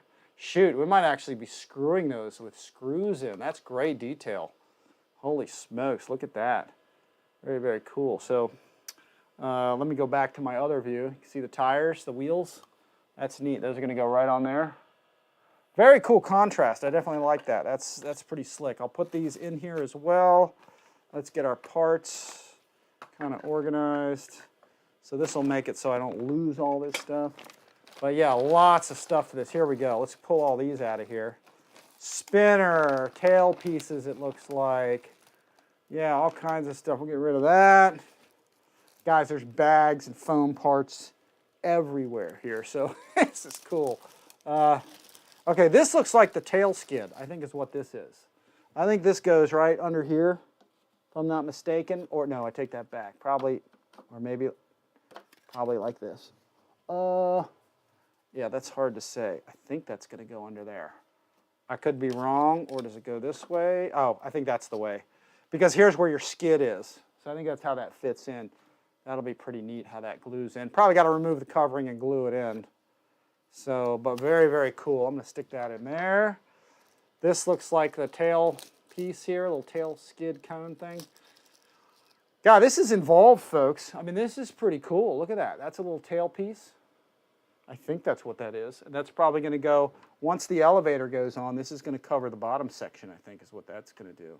So I'm going to put this in my parts bin there. Got to have an organizer for this or build it little by little or you'll lose all this stuff. Here's our spinner. Let's go to the top view. You guys can check that out. It's a nice, super, super scale spinner. Look at that. It's even got, oh wow, is that wood? Oh wow, look at that. That's like a wood back plate that is screwed in place. Look at that. Wow, that's interesting. Is that going to hold up under the RPM? That's hard to say. Look at that. That's a wood back plate, folks. Look at that. I haven't seen anything like that. And there's looks like some buildup material there, or look like there's some extra wood fittings. So yeah, I got to glue that. This is a spinning part that's made of wood with plastic. Wow, that's unusual. So, all right, we'll have to be careful with that. I'll check that out as we get this thing going. But here, let's take a look. That's going to fit right on the nose there. Got to make sure that lines up. But that's a spinning part, folks. It's like a bullet. But it's a wood backplate. That's unusual. You usually don't see that kind of thing. I don't know if you all can see. Let's see if I can switch my view. I don't know if you guys see the wood grain? Look at that thing. Holy smokes, look at that. URS, whys and dangers here. But check that out. Look at the wood detail of that. I mean, it's like a wood backplate. And these are little wood fittings on the inside part that are kind of glued in, and they're screwed, because that's where the screws go into. The screws go into this. I would definitely check these and make sure you got enough CA to secure those in, because I've not seen a wooden spinner backplate before with some extra pieces of laser cut wood CA'd in with screws that go into them. So that's something you got to be careful of. This is something that I'm going to make sure there's extra glue in there, put this on a balancer, and make sure it's really glued in well and balanced, because if it's out of balance, you may cause some problems with this flying off. I mean, I know it's a slow speed airplane, but you still got a high speed, spinning mass on the front of this thing made out of wood and sort of a lighter weight Lexan plastic. So got to take care with this. We'll probably talk about this when I get to the assembly and the building of this. I mean, it's very cool, but man, it's wood and plastic. So we'll take that under advisement as we get this on. But man, it makes a good look to this thing. That's very, very cool how that looks. I mean, it's just shaped like a bullet. I mean, that is cool. So I'll put this in my parts tray too, get that going. Ow, shoot. Just had a staple injury there. Let's see. More stuff. Here we go. More parts. But wait, there's more. All right, so here's some rods and linkages and stuff. And this is a push rod for something. So who knows what that is, but I'm going to put it in there. Okay. We've got all our rigging wires. No, there's a part going away. These are all of our rigging wires. Okay, so a lot of rigging wires to get on this thing. And I'm probably going to do this video, like I said, this is going to be in parts, folks. But check that out. I mean, I'll stick the rigging wires in there. Rubber bands, probably for the tail section or wing or something, black rubber bands. I know you can get black rubber bands over at Amazon, so if you need extras. A couple more push rods here. Okay, probably for the ailerons is what it is, because I think this uses like easy connectors. Here's another spar that may be for the tail or something. Put that in my parts area. I don't know what this is, but this might be a rigging wire kind of board to wrap around, maybe if you store the plane or something. I don't know. I'm just taking a guess. I'm just going to throw it in my parts thing. And then here's some more stuff. This is, this is our tail skid. This is impressive. Here, check this out. I'm going to try and peel this off. I can do this without the knife. Yeah, here we go. Check this out. This is cool. This is our tail skid that's actually kind of engineered out of just a nice piece of Nice piece of wood here. Look at this. This is slick. Look at that. It's meant to simulate the actual wood skid, which is cool. And they stained it and everything. So this is where this is gonna, I think this is where we put, like that's our tail skid right there. That's pretty slick. And then there's a bolted piece, because I think this is solid. There's a bolted piece of either metal or carbon there. And then we wrap a rubber band around this, and then that acts as the tail suspension component. That's what it is a skid with a rubber band for spring-loaded tail suspension. So, you know, very cool, very neat how that is. So I'll just get this stuff right, and again, I'm going to keep it all in because there's so many parts. It would be easy to kind of lose all this stuff, folks. So, but here, let's get into this. Let me open up this. I'm holding it up to my camera here. Let me switch the view so you guys can see. There we go. More struts. More struts. Again, these are either aluminum or they are carbon. Again, I don't know. They're very light, so they could be one or the other. It's kind of like if you clang them together, they sound kind of a little bit like both. Pull this off of here. This is just in a bag. Man, they sound kind of metallic, but they also sound kind of carbonish. Let's see. If I bend it, you know what? They flex back. So I think they're carbon. If they were metal, if these were aluminum, they'd stay in the bend. I think that's what it is. Watch me break one now. Psh. Jing, I need a new piece. All right, now here. These are, no, I believe they're carbon. I believe they are, yeah, a plastic composite or carbon material of some sort. And I think they're carbon fiber or something. So I'm going to stick these in here as well. Okay, so we don't lose that. And this is how I'm getting my stuff out of the box, ready to, you know, build this thing, where I'm not going to lose stuff and I don't have to go into a giant box to kind of find all of it. So, and here we go, guys. More parts here. Let me unlock this bag here, or unzip, uncut that, get that out of there. A lot. This is all the scale detail stuff. Let me get that out of here. Actually, we have a couple more rods. Let me just go back for a second. These are more rods. Let me go back to the top view. Another rod. I left one out. This looks like this is metal. Yeah, it definitely looks like that's metal. So it looks like it's got a plastic sheathing around it. In fact, it looks like it's an all-threaded rod is what it looks like. But they left a little bit on each side. I don't know if you can see that. That's threaded. This might be a landing gear strut. This might go between the two. I'm not 100% sure. But we may do a little assembly here, guys, just to get maybe a part or two together, just to kind of show you this, and then we'll get sort of to the rest of it little by little. So, because this is going to be sort of a series. Yeah, this is probably main axle, I'm guessing. Okay, it's got threaded at both ends. This is either steel or carbon, hard to tell, but you can see it's got big threads on the end. See that? That's pretty cool. So very, very neat, but tough. That looks almost like the main axle that runs across. I'm not 100% sure. So, but anyway, I'm going to put that in my parts bin too. Let's get this out of here, and we'll get to some other pieces and parts. These are scale, some detailed parts. Yes, you can break these, and I didn't break it just now, but I might have been. This looks like the top of a gas filler, maybe, or something. This is made out of wood, folks. This is a, wow, look at that. This is wood. This is not plastic. Look at that. They actually laser cut this thing out of wood. Wow, very cool. I like it. Let's see. ERS wires danger. No, I said that wrong, didn't I? ERS. Why is in danger? Let's see. Tamoya Gerhardt, where's he coming from? Bro, Mike, turn off the caps lock. Somebody's got the caps lock on. So, Tamoya, I hope I said that right. Sorry about that if I messed it up. Gerhardt, where are you from, man? Are you Germany? Let's see. Maxon 1. Love your presentation. I'm just showing it the way I see it, man. That's just showing exactly the way it looks as I'm looking at it. So I want you guys to kind of see the view sort of that I see, which is why I set the cameras up this way. I'm going to put that down. Let's see here. Yeah, this is fun. Man, this is like Christmas time. Hell, I might even do this again tomorrow, guys. It's supposed to be windy. I might have an F-18 Hornet to show you guys tomorrow at the same time, same bat channel.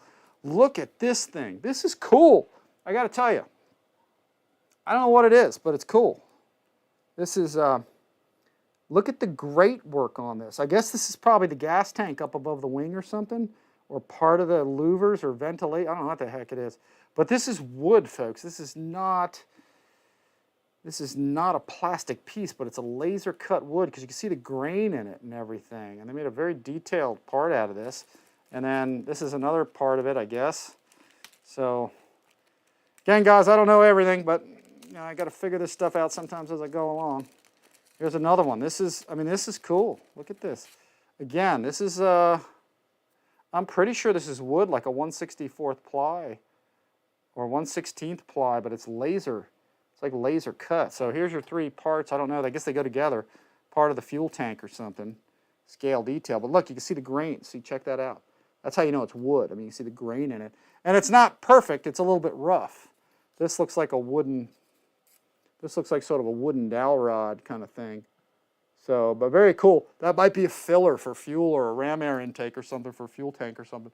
But very cool parts. I mean, this is neat stuff, guys. This is like where it's at. So let me go back to the outer zoom again. Getting my parts ready. I don't want to lose all this stuff because it'd be easy to lose all these things. So, but this is how just one good way to kind of unbox it, unbag it, you know, and get it prepped for the assembly. So. Or, you know, maybe I'll do the assembly tomorrow or something. But I don't know. Assembly's going to take some time, guys. It's not going to be no quick victory on the assembly here.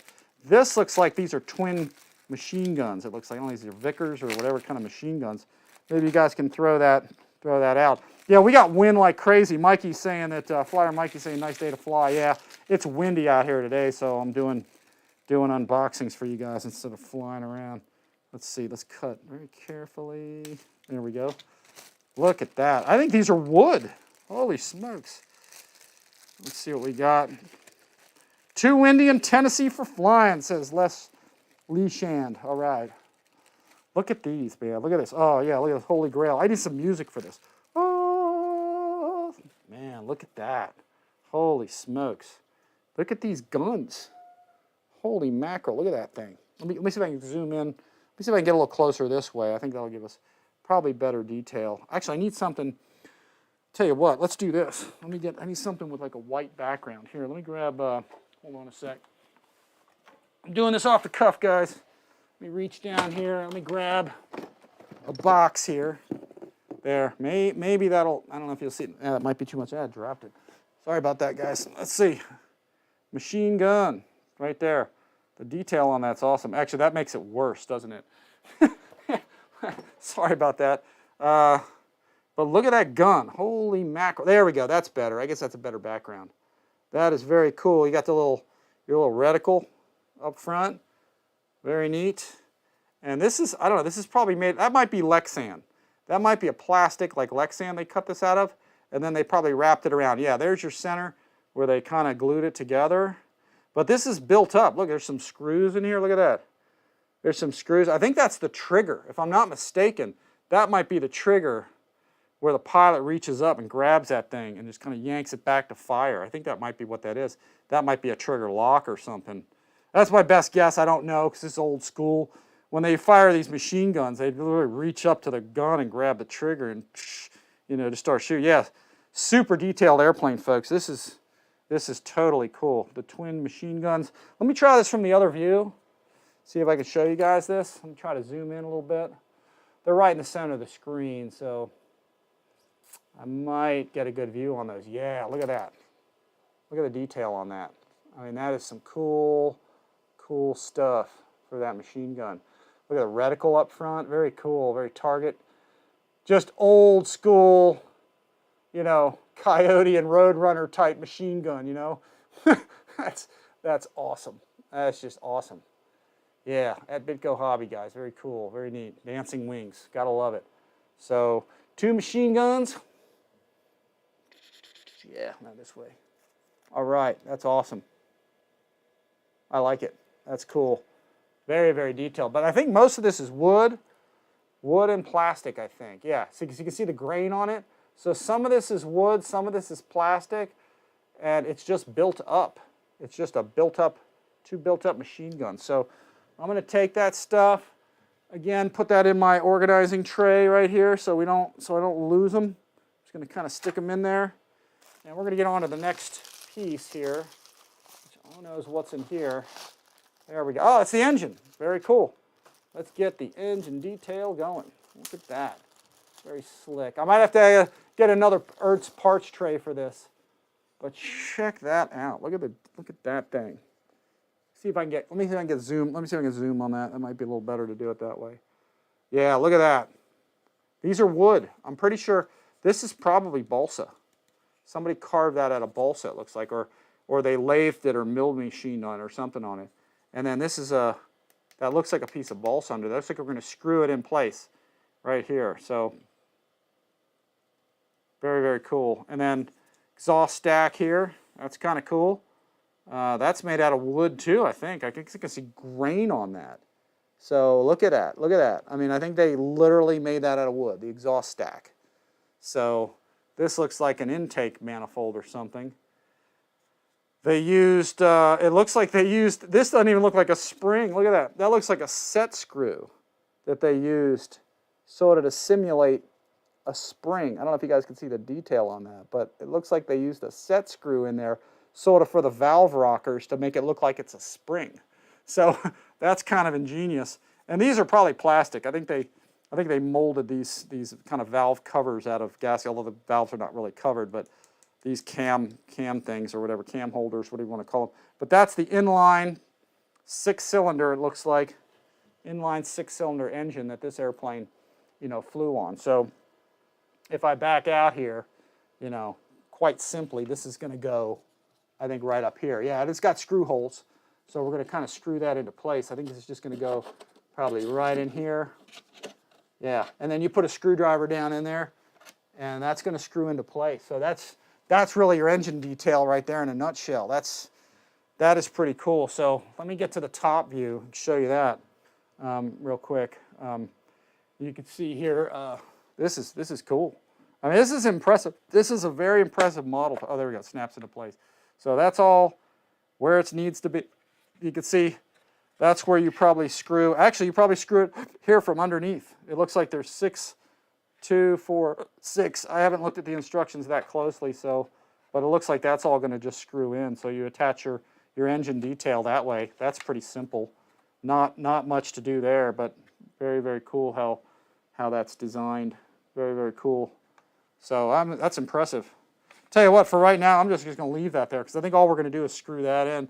Anybody who is a scale detail nut junkie who loves to do detail work, you can weather this probably all day long. You could go crazy and just weather the heck out of this thing, and make that look more scale even than it is. But just out of the box, it's really, really cool how it is. So let me just pop that in. Yeah, that's impressive, folks.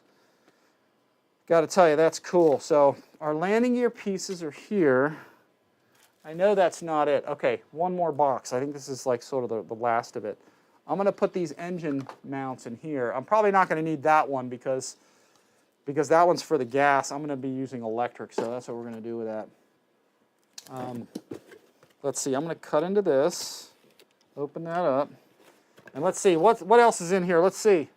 Surprise, surprise. Let's see what we got. All right. We've got a fuel tank, okay? And that is a premium Kuza tank, okay? RC hardware and accessories, made in China. So I guess if anybody needs a premium Kuza tank, okay, which I'm not going to use because I'm using electric. If somebody needs a Kuza tank, tell me and I can probably mail you this because I don't think I'm going to use it. I'm kind of not doing gas and glow anymore. But that looks like a very nice setup. You can see it all, nice and visible. So if somebody needs a Kuza tank, contact me. I'll probably mail you this.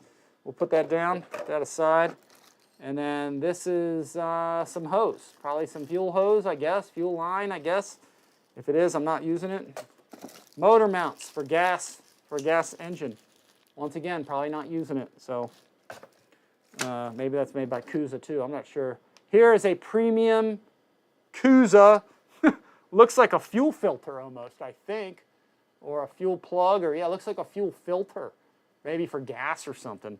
So I'm not using that either, so if you guys want one, let me know. I can probably send that out. And then there's our pilot. There's the brave guy, the brave dude that's going to get in this thing when I get it together. So, that's the guy. He looks pretty bold. He needs some sunglasses, though. He kind of looks cross-eyed though. But still, he looks cool.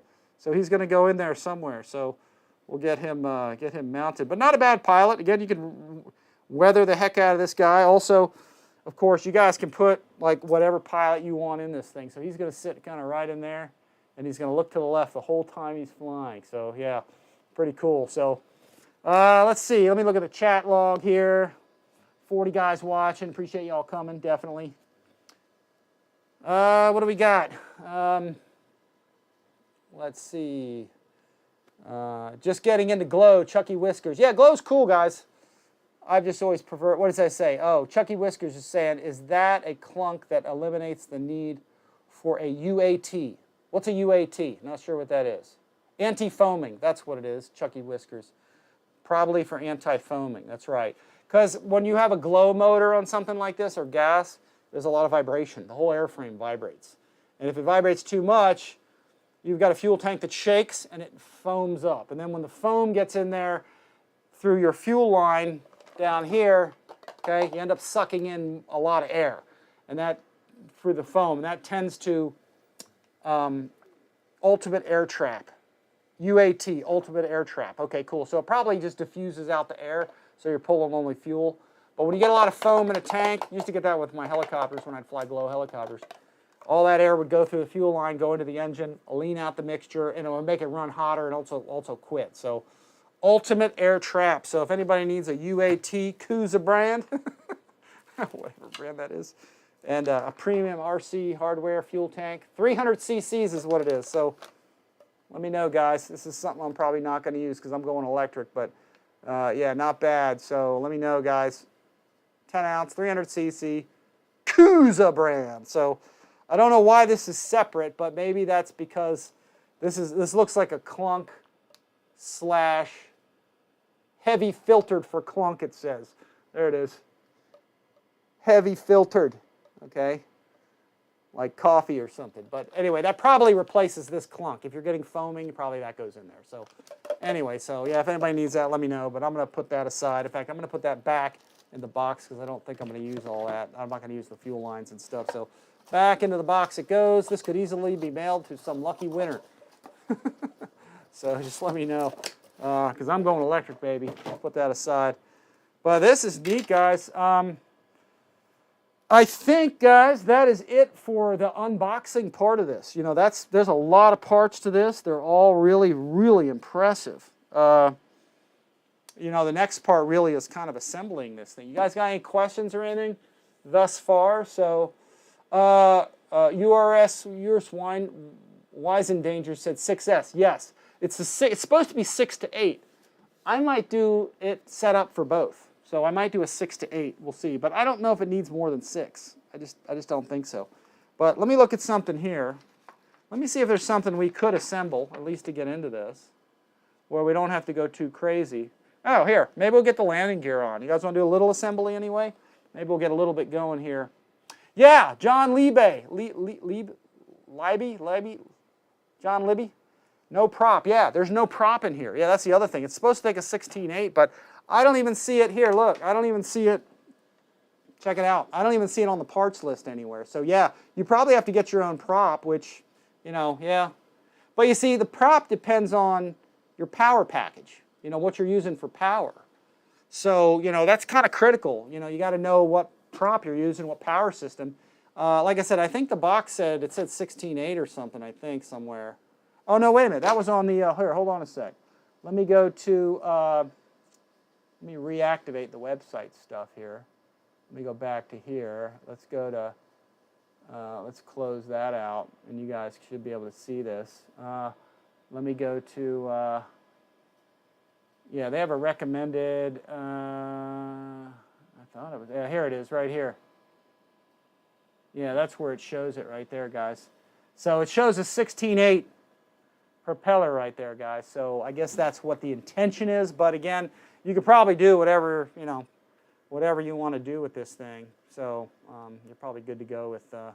But it depends on your power system. If you're using more prop, you want, you know, or more motor, more prop, or if you're going to spin it faster, or you're going to spin it slower. It just kind of depends on the pitch of the prop and the size of it. But they're saying 16.8. So You know, 150 amp ESC. What happened to my window that just disappeared on me? Oh, no, hang on a sec. Sorry about that. I don't know if that messed with me. No, hang on. Let me go here. Let me see something. Let's go back to, there's all the specs on it.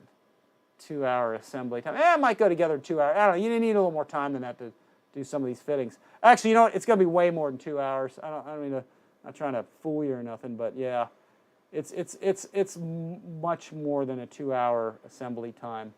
And the reason I say that is because you got to screw in all your servos, you know.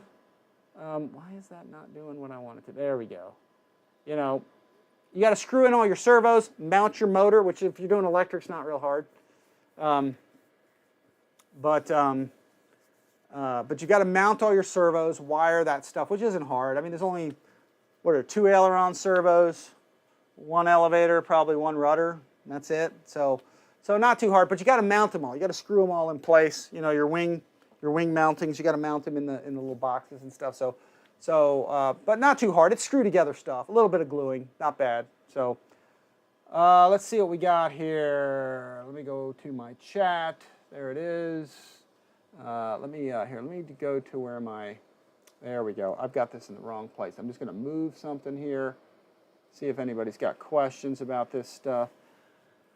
Let's see. Split the difference and go 7S. Yeah. Well, but that's a weird size. So it's either 6 or 8.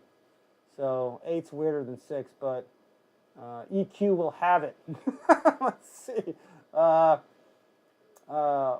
What power system are you going to use from Leslie RC Fun? Again, probably 6 to 8. I hadn't decided exactly. 6 is most common. I don't think this is going to need more than that, but I may do an 8. I may set up a power system that lets me do both, though, so I can try out both. So, but 6 is most common. I'm probably going to use a bunch of these, too. These China Hobby lines. I just almost hit my head there. These China Hobby line. These things. These 6L 5000s. I'm probably going to use a bunch of these in here. This kind of thing. 70C and 50Cs. So I can even go, I can even go as big as these 6000s. Okay. So, you know, I'll probably use these as well, you know, because it'll take a single 6S. This should fit in there nice. And then I'm also going to be using, if you want a real long flight time, you know, again, I got my Spectrums. I'll probably use Spectrum 5 and 7000s as well. You know, these will go in there well. Should go in there nicely. So this will take a gambit of stuff. It's a big wing. It'll take a lot of weight, I'm sure. So, you know, that's what we're going to go with. We'll try different things. Again, once I assemble it, get the CG figured out, start throwing batteries in it and stuff, you know, I'll probably be able to kind of go from there and figure out what this thing needs. So what time do we got? It's 3:42, so we haven't really actually been here too long. So I may go with a little bit of assembly with this thing. What do you guys think? Let's see if we can get a little bit of it together anyway, because it's a long assembly process, like I said, 'cause you got to do a lot of gluing of the hinges, and I'll probably cover that in future videos and stuff. So let me get this thing going. Let me put those struts up there. Let me take my parts. I think that's all the parts. I could rediscover some stuff later if something pops up here, but for right now, actually, you know what I'm going to do? I'm going to put this down here. Let me see what we have to do with this. I'm just going to put that there for a second. And let me get these out of the way. I'm going to put these up top. Okay, that wants to slide away. Actually, I'll tell you what I'm going to do. Let's change some stuff. Put this back in that box. I'm going to put these tail pieces because we're not going to get to that right now. Let's see. And we may do a little assembly. Let's see what we got. Watching the chat log. See who's got what. Again, first thing up here, as we're looking at the instructions right there, it looks like we got the landing gear. So that all is going to go together with that main shaft. There's a shaft sleeve that you put on there. That's interesting. So it starts off with one, goes down to here. You glue those. It says use click drying glue. That's weird, gluing metal to wood or carbon fiber with CA. That's a bizarre kind of combination. That might be a job for some JB Weld right there.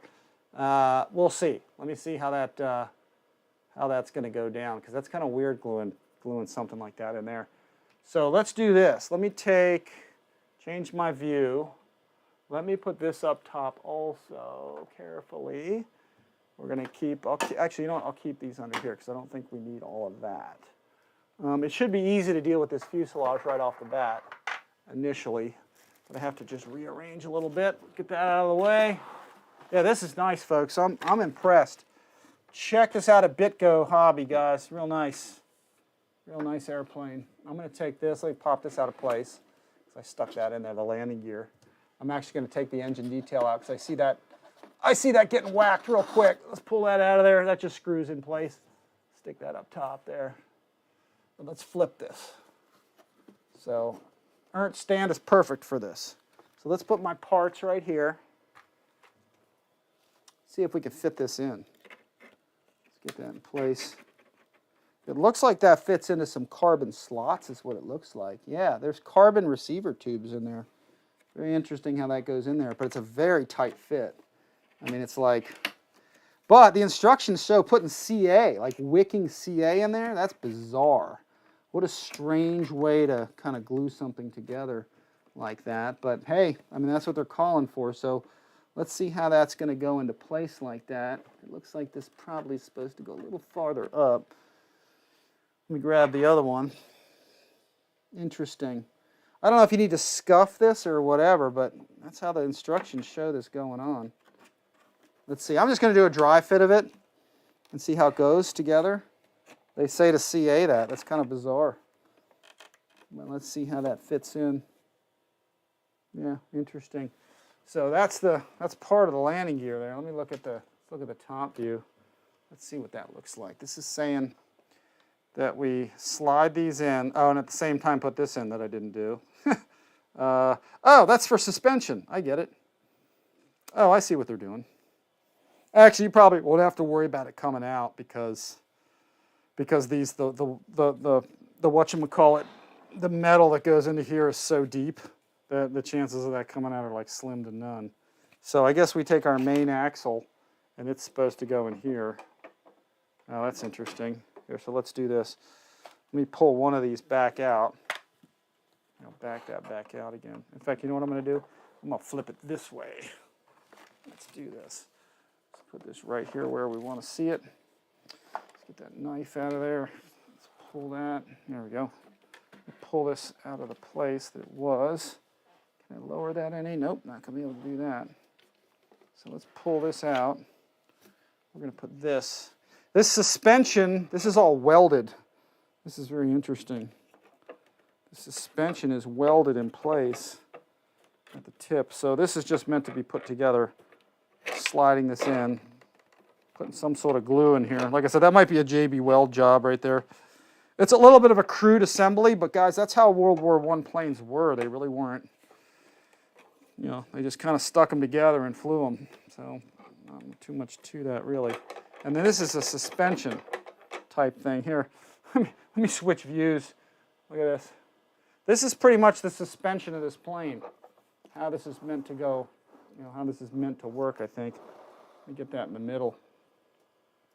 Let me lower, here, let me zoom a little bit here. You guys can see how that is. Oops, didn't want to do that. There, this is sort of the suspension here. Look at this. Let me zoom, let me angle this a little bit here, hang on. Let's go this way. There we go. Zoom in. See, these actually move up and down in here for suspension, but you wrap rubber bands around this, which is what I'm going to do right now. I'm going to wrap those bands around the way they're supposed to go. But that's pretty archaic, but that's, man, guys, that's how planes were years ago. That's how they kind of designed a lot of this stuff, is just to be simple. Did I ding that? Nope, didn't even do that. It's balsa. If that was foam, that would have been the end of it. So I thought I'd ding the tip of that, but nope. So let's see. Let's put this down here. And let's see how that wrapping is going to go. Let's zoom to the top. Here's what we got right here. Let's see how that fitting goes. Looking at the instructions, it says to put this in place, slide that in with the thick rod there. Insert landing gear bracket. So one side landing, then insert the other and finally install. Then it says fasten with quick dry glue into 4 insertion holes. So yeah, you just wick some CA in there, which is a little archaic. Again, gluing a metal, you know, into like a carbon tube that's in there. That's kind of weird, okay? And then you've got this thin rod. Okay, this is interesting. So we're going to take this thin rod right here, And this one's going to run in this back hole, I guess. Well, that's weird. And so that's going to sit right in there. And then you put a 3mm nut on the end of that. Oh, that's bizarre. Check that out. So once you get that rear one on there, use 3mm nut there, self-locking nut, and then you use another nut right there. Wow, that's interesting. And then this step right here is you wrap rubber bands around this stuff, and that's the suspension. That's interesting. You got a shaft sleeve, okay, and you've got yeah, a rubber band and looks like a larger nut here, like a 4 or 5mm metric, and then you screw you screw the wheels together. That's cool. I mean, I got to admit, that is like really, really cool. So what I'll do is I'm going to go to my parts bag here, folks, and I'm going to open this up. And in fact, here's what I'm going to do. I'm actually going to go and get another Ernst organizer here because there's so many screws to this. Rather than using just one, I'm going to use a second one, which I've got a bunch around. So here's what we're going to do. I'm going to organize this even a little further. I'll stick this in here. And I'm going to take all these screws. Let's see what we got here. All right. I'm in Switzerland. Sepp's a bit far from here. Yeah, that's from Urs. All right, let's put these in here. I'm going to drop all these screws in here. These are blocks. Actually, I didn't show everybody this. There's so many parts to this thing. It's unbelievable. These are servo blocks for mounting servos. Okay, these are, looks like your wheel screws.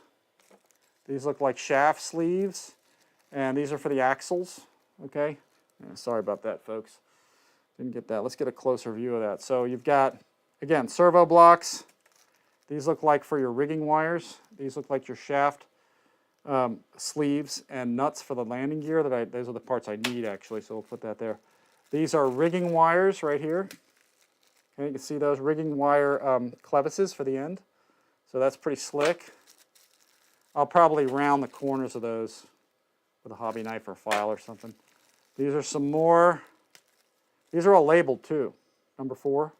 So these are more rigging screws, nuts, bolts, wires. I'm not sure what they're for. This is bag number 5 right here. Let's see, these look like these are your hub screws for your hubcaps, okay? And your nuts to hold the wheels on, because they showed a picture there of a really nice nut. You see that right there? That goes on the end. So very detailed, real nice. So that's for the ends. I'm going to put that aside on this side.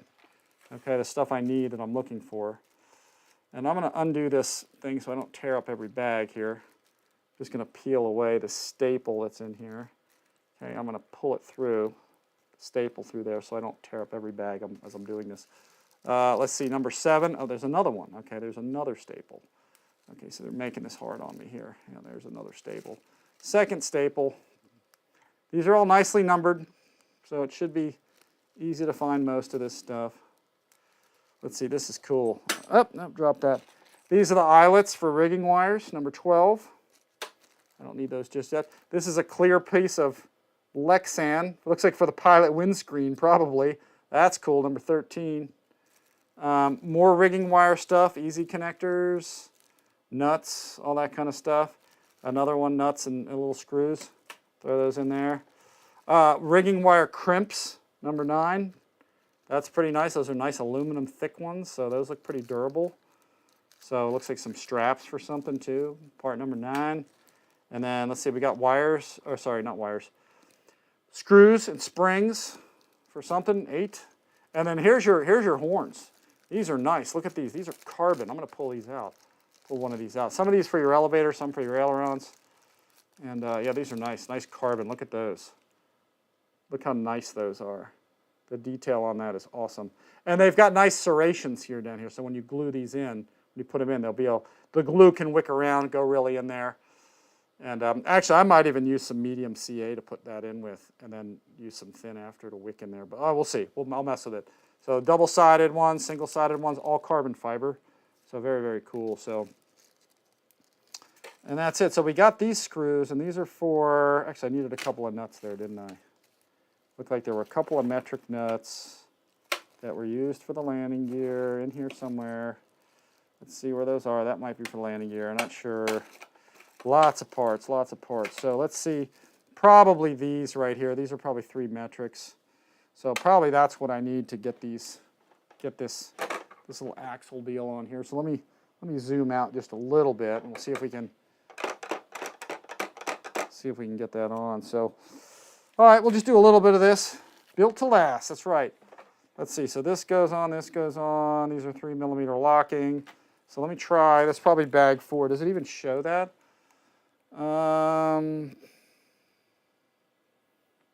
Left, right, left, right. Now, it's actually not giving me the bag numbers, I don't think, so I'm just kind of going to go with it. This is bag 4. It doesn't really show that. Or maybe 1 through 4. Hard to say, but I'm just going to go with it. Go with my gut here. So I'm going to pour these into here and see if that is the size I need, which I think it is. Let's see. Funny thing is these are welded nuts. And somebody's calling me. Who do we got? Buddy Ron's calling me on a video.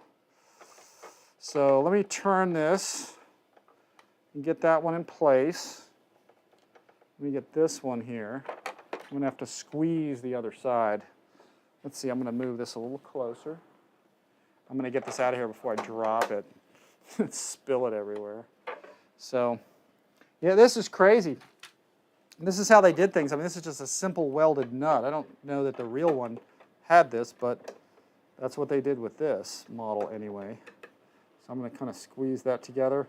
See, once you get this together, this whole thing is pretty homogeneous, I think, once these are put together. So you got a nut, if you can see here, on each end of this thing. Let me go full zoom out. There we go. Sorry if you guys can't see that, but I think you can see that. You can see I've got a welded nut. These nuts are, here, I got to show you this. Again, this is just a welded, check that out. It's just a welded nut on there, both of these. This is one nut, that's one nut there. And that's what they did to secure this in place. So pretty archaic, pretty simple, but hey, that's sort of an homage to what this was. So there looks like there's some compression there. And let me grab from my tool thing here something I can secure this with. Going through some tools here, folks. Let's see. No, that's not there. No, that's not either. Oh, here we go. So what I'm going to do here to get these on, grab my old collection of Tamiya wrenches. Tamiya wrenches. So let's see. We're going to see if I can get one of these on here. Is that the side? Yep, there we go. That's the side there. I'm just going to tighten these up. And that should do it. As long as it protrudes through the nylon, that's really all you need. So there we go. That side is through, and that side's through. So I think we're good to go. That should be good enough. So you see there, as long as you got some sticking through there, see right there? As long as you got some sticking through that side, you're good because it's engaging the nylon. Same thing here. This side here has engaged the nylon. It's sticking through just a little bit. Now we should have a little bit of movement there. Again, not perfect, but this can kind of compress and bend a little bit. So I can see why just putting a drop of CA here, a couple drops of CA here is probably enough to hold this in place. I doubt that this all is going to come out much because you've got all this sort of to hold it in place. So, and then this says put some sleeves through here. There's a 5mm metric locking nut on both of those. So let me put those on first, and then there's a sleeve. So that's what makes up the axle. That's actually pretty cool. Interesting design. So let me grab those. Yeah, it looks like there's bag 2. I don't know why bag 2, but that's what they did. And I'm going to pull out of here. There's a sleeve, 2 nuts. I don't think there's very many big nuts needed on this plane.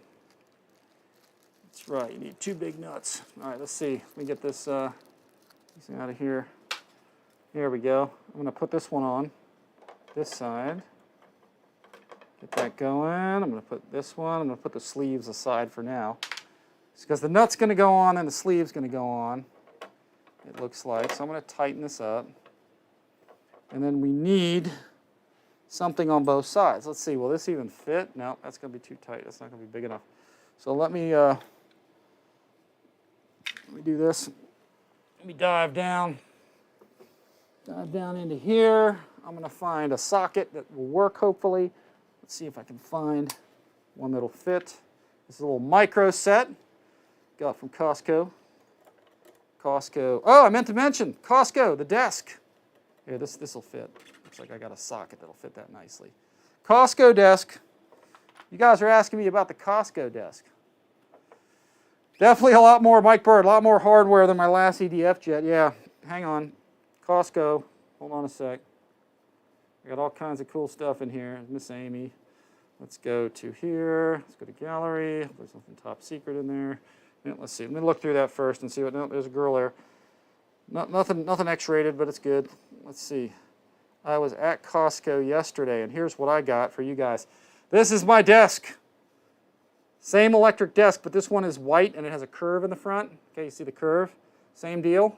Okay, there it is. It's a Trisani adjustable desk stand. Everybody's been asking me about this.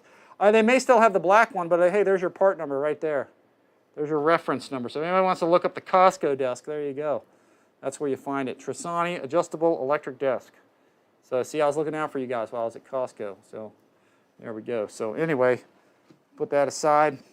Costco electric desk, man, I'm telling you. So, all right, so here we got this to fit. Sorry to deviate there, but let me see. I'm going to put one side on here. Let's go with this. Only need one side. Looks like this is a 5/16 that fits. So we'll get that on there, and then I'm going to reach down and grab an adjustable wrench right here. I'll just put that on the other side. And then we'll get this going. There we go. That'll take a little time for this. And there's no, wait, before I tighten this all the way, hang on a second. Is there any sort of washer or anything? No, there is not. This is supposed to be very simple, very archaic, very like suspension. And then this is where the rubber band is going to go on there for the suspension. So this thing is supposed to kind of move up and down. Again, very archaic suspension, but hey, it works. You know, it's just supposed to roll on grass, so let me do this. Hang on. I just got that stuck on there. All right, there we go. Let's see. Let's get this thing in place. So here we go. Yeah, I've been dying to get this plane out of the box. Now I'm kind of pumped to get this together. Let's see if I can get it is engaged the nylon nut. So you don't need to worry about this thing coming off, folks. 2 hours later. All right, yeah, this will take a little time because you got to get this whole thing in there. There we go. I guess I could have a drill for this or something. You could fast forward this part, guys, with your scroll bar if you're watching this at a later time. Let's see here. I'm not sure how far that's supposed to go. And then when you get to a point where you really can't, I don't know how far that wheel is supposed to, or how far that's actually supposed to go. See, it's only tightening one side too, not the other. So I probably need to grab something else to get the other side gripped on a little bit. Let me see if I got, hang on, just thumbing through some stuff here. Let's see if I can get something to hold this side on a bit while I get the other side tightened. No, that's not even going to hold that, is it? I'm going to need something that has, hang on a second, guys. I got to find something that's got some teeth on it. Hang on one second. Need something with some teeth. Let's see if this will work. No, that doesn't have anything. Need something with a thin kind of a serration on it. No, that doesn't have it. I need something that's going to grip. And the one I'm looking for, there it is. Let's hope hopefully this will work. Hopefully I need something like this. Something that's got some, see what I mean? Something with some teeth on it. I think that's going to work. Let's see. Is everybody still receiving? Give me a thumbs up. I'm showing excellent connection. Just let me know if you guys are still in the house, okay? And I'm going to use this to kind of lock. I'm going to hold this right here, squeeze it pretty tight, and that should give me the grip I need. Yeah, there we go. Just to get this going.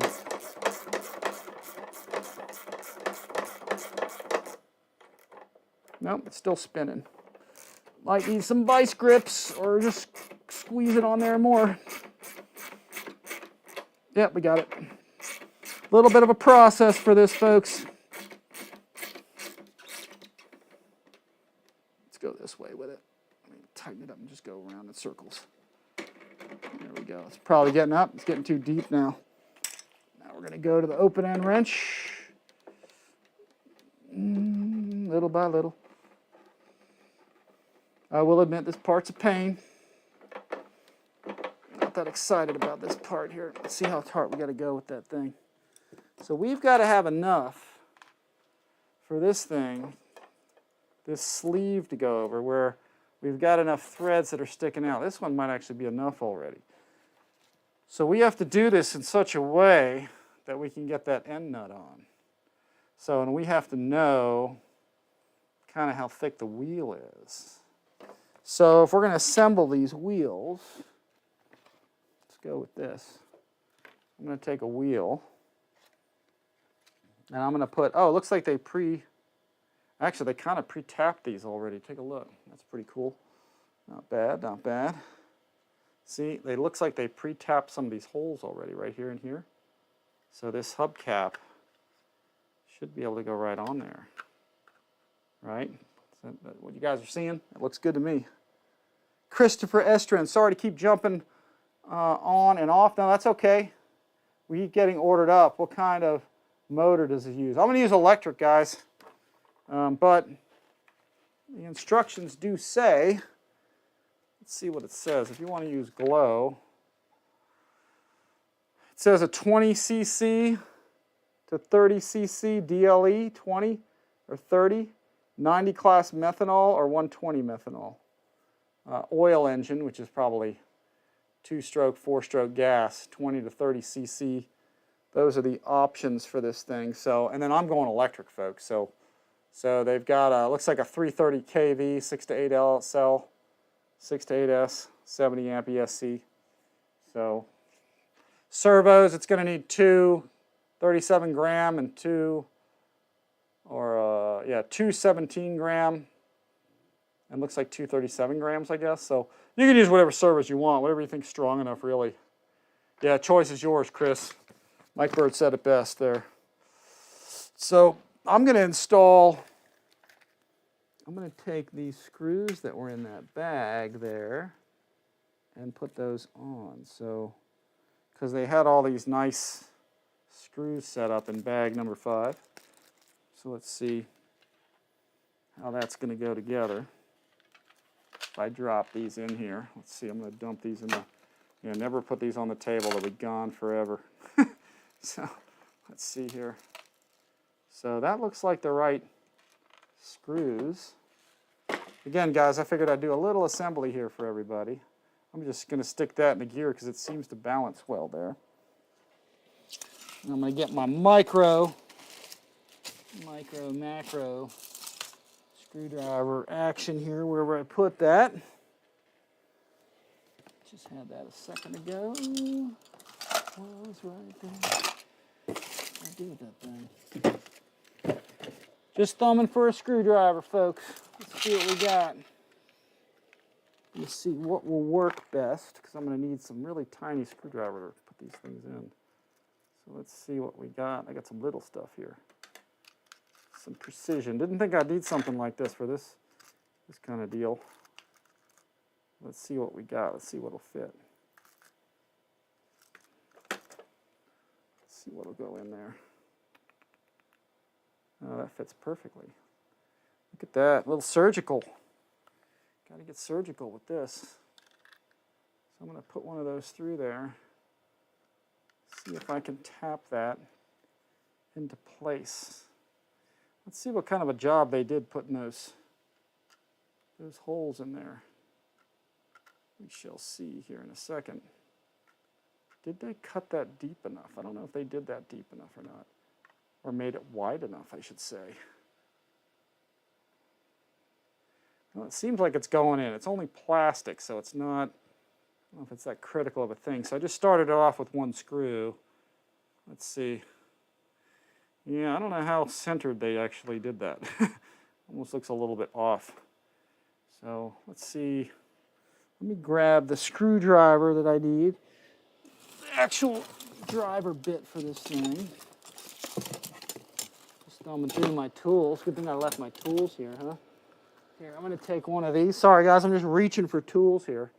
So I'm going to get one of these together. Okay, so we got a little screwdriver thing happening. And let's see. Yeah, I don't know how precise of a job they did with that at the factory, so might need to ad-lib this a little bit. Let's see what we got. Let's see if I can get that to kind of line up where they had the hole. Anyway, looks like I got that in there. Yeah, this is a little tedious doing this.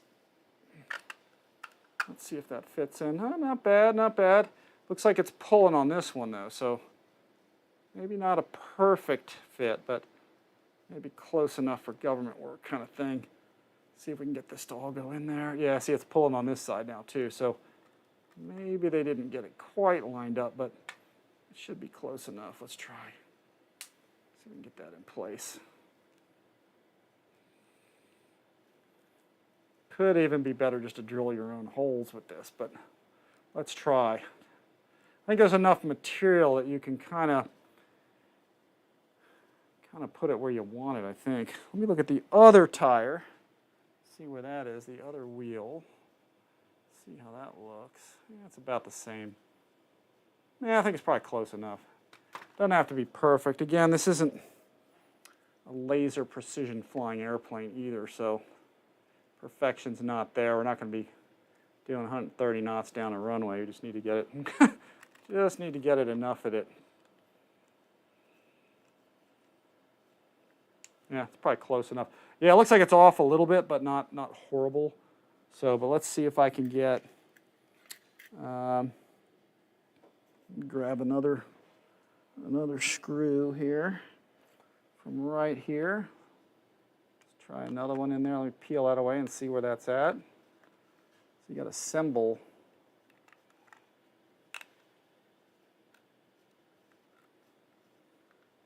A little tedious here. It's a good thing I'm doing it above the tray, right? I'd be searching all over the carpet for these things. Let's see. It's kind of hard to see. I'm going to lift that up and see where that's at. Okay, I see where the hole is now. That does help a bit. Okay, we may just need to sort of force those in. It is just plastic, folks, so it's not a hard deal to get them all to tap in where they're supposed to go. So it's pretty easy to tap into plastic. I'm just trying to do this out of the box the way it was sort of meant to be and seeing if I can get it together that way, which it seems to be like it's doing it. Again, it's not perfect. There were no computers or CAD or laser stuff when they designed all this stuff, so I'm just going to try and get this one assembly together.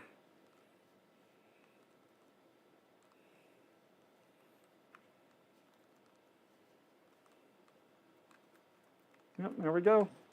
Going in. Let's try this. Put this one on.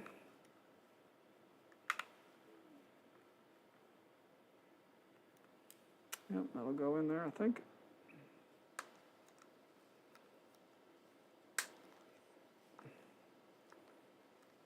And there it is.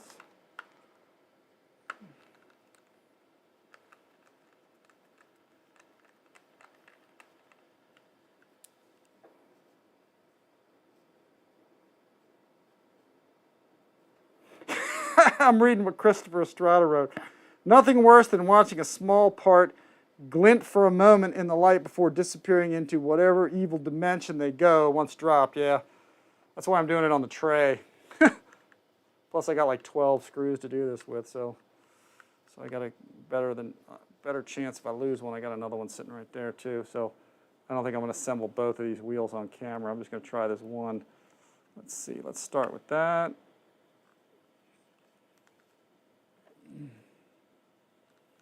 Yeah, it might have been better just to re-drill these holes if they're not lining up perfectly, because it's not a big deal to do that with it. And in fact, after doing this, I probably can just back out all 6 of these screws and then re-drill it somewhere else if I want to just kind of turn it like a little bit, index it a little more, then put them in. But I don't know, it seems to be going in okay where the factory holes were drilled or where they lined them up. Again, it's probably not going to be perfect. Looks like they're a little bit not perfect, but that's okay. Again, it's not a perfect flying machine here. Yeah, you see there's a little more edge here than there is there, so they probably could have lined that up better. But again, you can put these in anywhere. I think they just tapped those holes at the factory where they did. So nothing has to be perfect here. It's close enough. The hole seems, it's a little off alignment. Yeah, I could definitely tell where it is. They probably could have got that better. Try putting that one on. Let's try it through the sleeve. The sleeve goes through. Yeah, you see the sleeve's a little off center. If you get that, that's kind of what's going to go down, so that's all right. See if I can get that going there. Get that back in. Yeah, that could have been better aligned. But that's where the factory holes, they put them, so. But you can put them anywhere you want. It's like I said, I don't think it's that critical of a deal. So, in fact, they kind of look cool bent because it looks like somebody didn't do it perfectly, which probably a lot of these guys didn't when they really built the full-scale plane. Yeah, that's that. So a little off alignment there, but hey, that's how this thing was came from the factory. So let's see if that's going to go kind of in place. And actually, that does fit. So here, let me pull this aside. I'll screw that other one on later. But just to get an idea of how that fits on there. There you go. So you need to have enough through here where you can put that end nut on, which is this one. And you probably want that to sort of bottom out if you can. So, yeah, very cool. I mean, I got to admit, that's neat.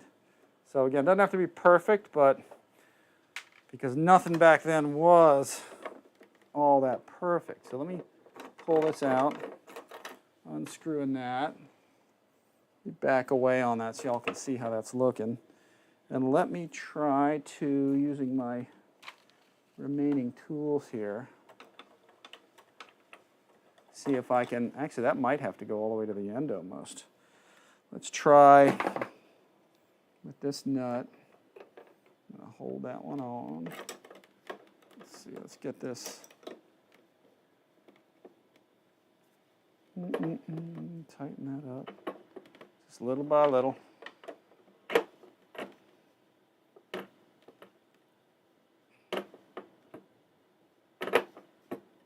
It's funny, as one gets tighter, it starts tightening the other one. So a little slow process here. Let's see what we got.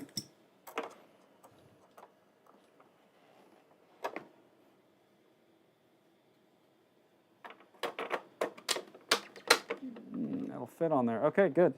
So, and this looks like this will bottom out. So, let's see how much I got sticking out of there. Quite a bit. So, probably it's going to have to go back. So, yeah, there we go. See, that stops right there. That's fully tight. So, I probably have to back that out some now that I'm looking at that. So, that's going to have to come off a little bit, probably, the way that that is on there. So, but that's basically it. I'm going to fiddle with it more later to get it more exacting. Just for right now, I wanted to get kind of the wheels on there just to finish up maybe one assembly or something. So let's see.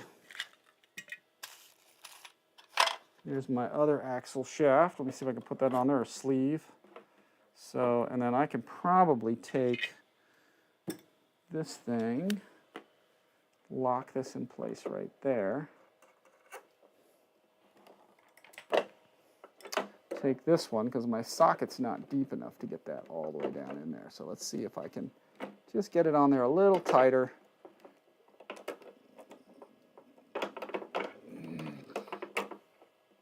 And it's tough to grab onto that.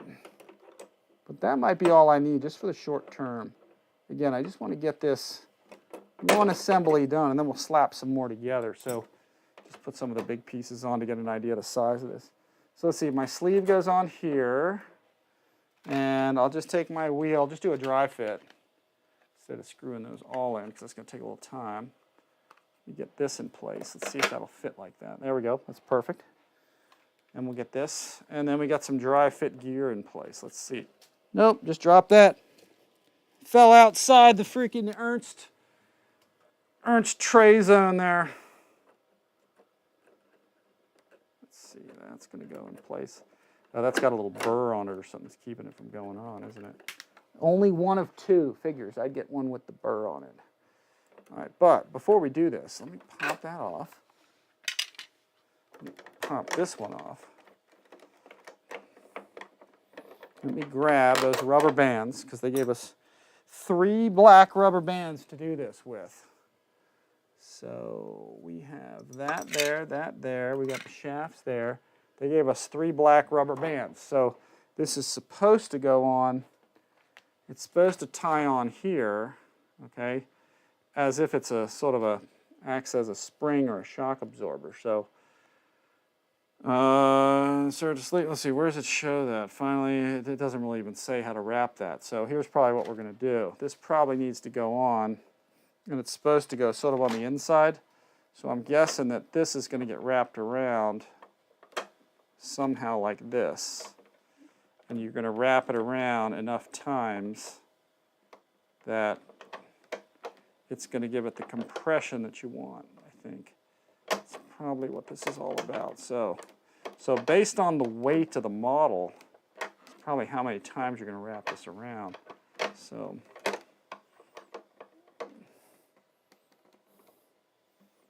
I'm just going to sort of wing this. Let's just put that on. I'm just going to do a rough job. I'll probably do a better job later. I'm just going to push this all on here. So now we've got our suspension. That is pretty cool. Very simple way to do it.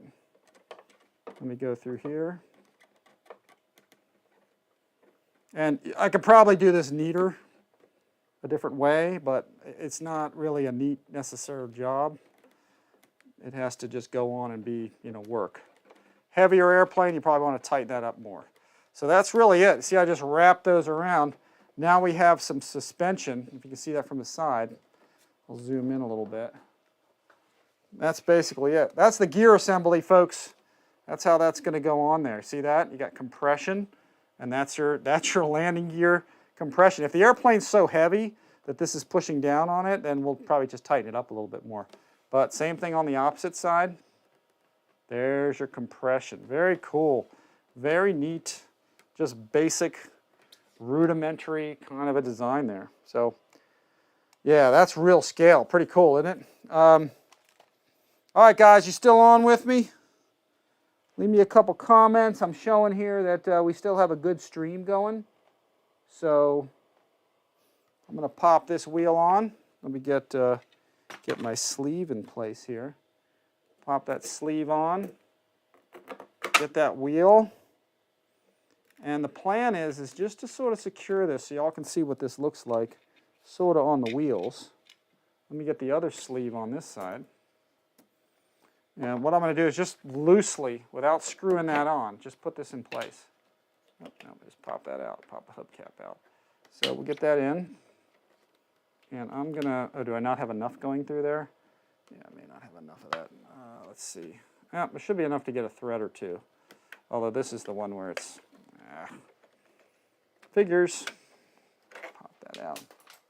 Oh, just lost a part. Not found it. Hang on one sec. Let's see if I can get that a little bit tighter than it needs to be. In fact, let me undo this real quick. I need a couple of turns on that. See how easy that comes out? Hold this as tight as I can. And I'm going to do this thing here. Get a couple of, I just need a few more turns on it.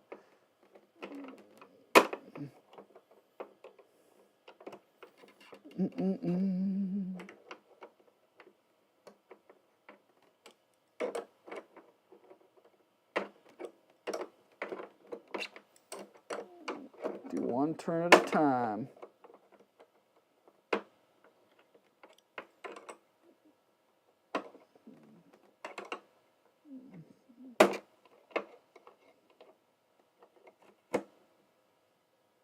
I think that might be it.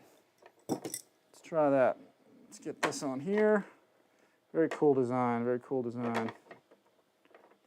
Very simple. Go wrap that around. Wrap that around. Again, I'll do a neater job with it later, but actually really don't even need to make it that much neater. Just this whole thing is going to go around there. You can use any rubber band for this. It's kind of cool they gave you black ones to do it with. And that could be a little neater, but that's all right. I'm just doing this in haste here. Just get that on there pretty quick. See if we can get that wheel on with the axle and the nut. Let's see, get this one on. This in place. There we go. We slide that on there. Shaft spacer. There we go, shaft sleeve. And that should be enough if I can get that nut on, because this one is, it's almost like it wants to cross thread on me. Like it's got a thread issue. Again, I always get the weird one. So let's do this. Grab myself a needle file.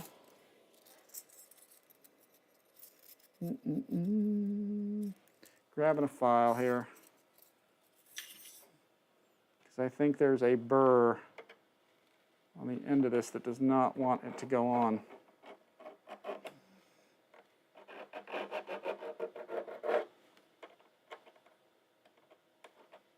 Just one of those anomalies that you get on there sometimes.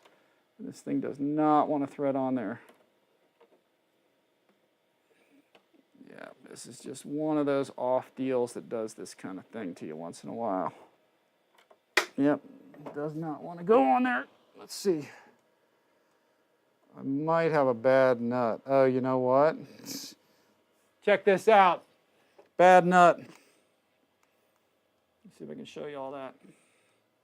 As I look inside of here, there's no threads in here. So I got a misformed kind of nut holding that. So I can't even thread it. There's no threads in there. So got a bad nut. Again, there's absolutely no threading in there. So that's a kind of an off kind of thing to do. So let me see what's in the packaging here. I could have sworn I thought I saw. Yeah, there we go. Let's try this and see if this will work. I've got another bag here that has a few extra nuts. And I think this, I might get lucky and this might actually be the same size. So let's try this, see if that'll fit. Let's see what we got. Yep, that fits on there. So just for the short term, until I can find a replacement cool nut for that one, which I can probably find at almost any hardware store. Although this is metric, so it's hard to say. So what I'm going to do for the short term, since that happens to be in there, and I do not know what that one is for. Okay, I'm going to slide this on. I'll put this in place just to get it up on its wheels quickly. That's it. All right, just going to do that quick. Again, got a defective nut. It's always bad to have a defective nut. That's not, doesn't even sound good, does it? Sounds like a bad deal. So anyway, that's it for now. Let me flip this to our regular view. And that is what we got, folks. She is on the gear, at least, and that's just one assembly done. I have to glue them in place, of course, the wheels. But for right now, that's, actually, you know, let me put it this way. For right now, that's sort of the, just getting that part together. So, and now we've got, and in fact, I probably can put this without the stand. I bet you I can put that down on the wheel. So there you go. And that's what that's going to look like. Nice, huge wheels on that. Look at that. They seem to roll really well. So, but I'm impressed, folks. Really neat. It's got a little work assembling this. It's not going to be an overnight project, you know, but it's going to take some time to assemble it all. Pretty simple construction, most of it. But check it out. It's got compression. That's the cool thing. With the rubber bands on there, okay, it's got compression, as you guys can see. So it's got suspension. So not bad, not bad. But just for kicks, let me see if it's going to be even possible to do just sort of a dry fit to get an idea of the size of this. So, love this airplane, but the price tag has it, yeah. Well, aren't they squirrely, like the airplane? Yeah, it's nice. All right, so let's do this. I'm going to do a quick, because we're not going to build this whole thing today, we're going to do a quick dry fit of stuff. And let's see how much we can actually get together, just so we can get an idea of the whole scope and size of this thing, because it's impressive, folks. This whole thing is just very, very cool. See if I can even put this on here. Get that in place. So that's going to go all the way in. That looks cool. And then we're going to get the vertical, which is going to sort of fit right in here. Again, this is no rigging, no linkage, nothing. Just kind of doing a base sort of rough assembly of it. Which actually, to really do, I'd probably have to get this top piece on here. Let me see if that's something we could do real quick, or relatively simple. So let me go to our top view, and let's see what we got. We got, there's a lot of structure. There's wing supports between the two of these, so there is a lot to do with this. But let's see if I can get, yeah, it shows you roughly how to assemble these right here. So, and then we've got, yeah, that's going to be kind of tough to do. But real nice. Let's see. If I put these in place, actually, if I just assemble that, that would be pretty darn easy. But which ones go where? Because we've got 6 of these. So, and it looks like they are, these two match. Okay, those are 2 of a kind. These 2 match. And then these 2 match. So there's like 3 different sizes. So, question is, which one goes where? And as you look at the picture, it doesn't really seem to show you. So you're going to have to do a quick, yeah, see, they show them all right there. Yeah, see, there's 3 different sizes there, it shows you.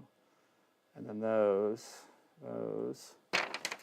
and yeah, those are longer ones. Those are probably for something else. Those are for the wings, probably. So it would help if they showed us which one of these went where. O and B3, yeah, I got that. Question is how would you get the rest, or how do you know which one's which? They're not really showing it, are they? All right, I guess it's just a trial and error deal. All right, interesting. All right, let's see. So they're showing a picture of it there, but they're not showing which one actually goes in which place. That might be a helpful thing to know. Because these are different sizes. So I'm willing to bet that this is probably the longer one, right, between the 2. And then one of these is longer and which is shorter, but I wouldn't know which one would be which. But, very interesting. All right, guys, let's see. I have a source with me. Sorry, Fokker. Yeah.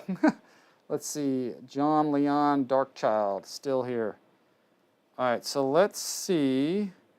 Yeah, see, this is kind of a mystery, guys. They're not pointing out here which one of these is which. Again, that's probably the longer one, but one of these is longer and one is shorter, and there's a very small difference between the 2 of these. So you either get it right or you get it wrong. See that? There's not a huge difference between there. So if I were going to eyeball this, which one of these do we think would be longer and shorter? I'm thinking this one's probably the longer one. So if I put this kind of the way they show it in the picture, and I were to put the longer one in the middle and then the longer one back here, again, that's just a guesstimate. Yeah, that's kind of hard to say. I can't really tell. It's very hard to tell from the picture which way that goes. But I'm thinking this one's shorter. So we're going to go with the, let's go with the shortest one up front. Shortest one here. Shortest one here. We're going to go with the longer one in the middle, right? And then we'll go with this one here. That's just best guess, but I really don't know. So we're going to give it a shot because it's not pointing out exactly how that's supposed to go on. So interesting. They don't label it here. O shows wing brackets. So, okay, 4 of them, 3 of them, 6 of them, different sizes.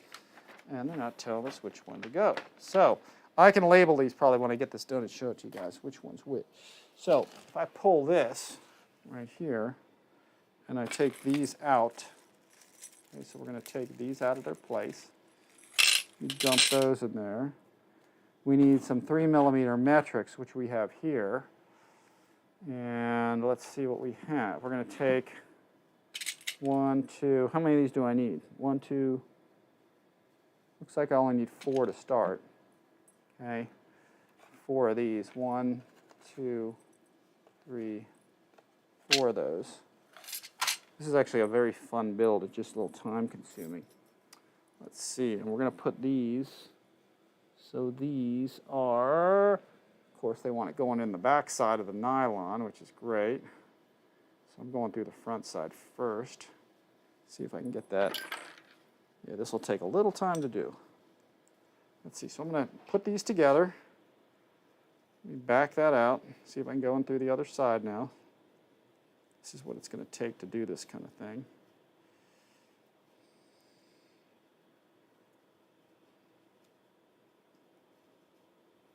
I did that just because you can't really line up the threads well because there's no nylon, there's no threads in the nylon if it's really and truly a new nut. So you have to sort of start them. So there we go. That's one. Go through the back.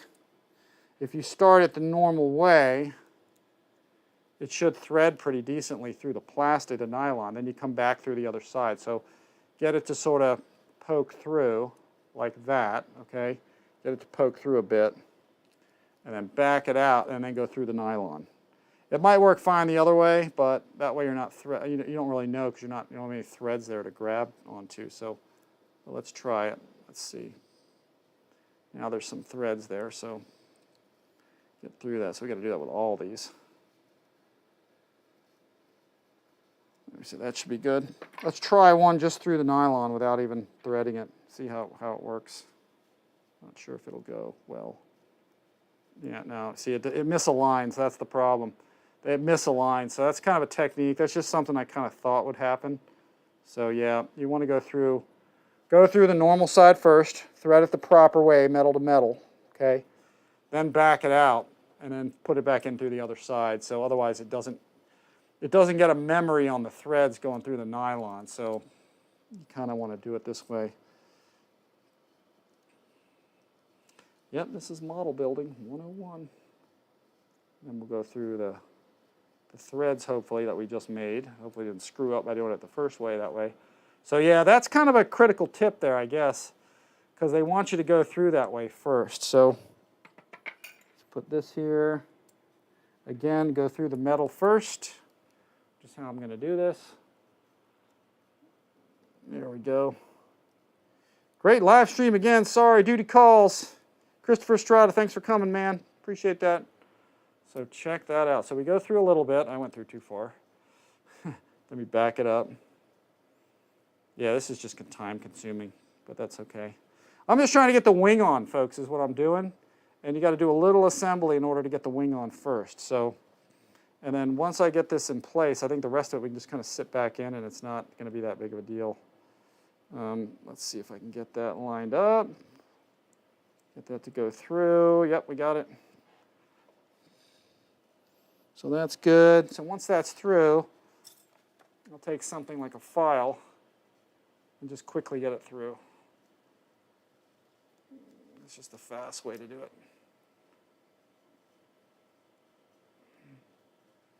That's one. See how far we need that to go through. Yep, that's this part. So let's get that on there. I got to make 4 in order for this to work.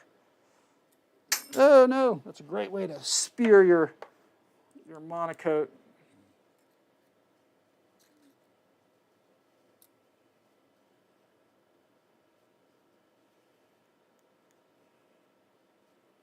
That should be good.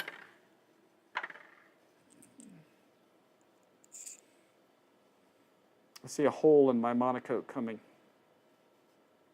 Let's see here. Like I said, I'm just doing it the quick way here.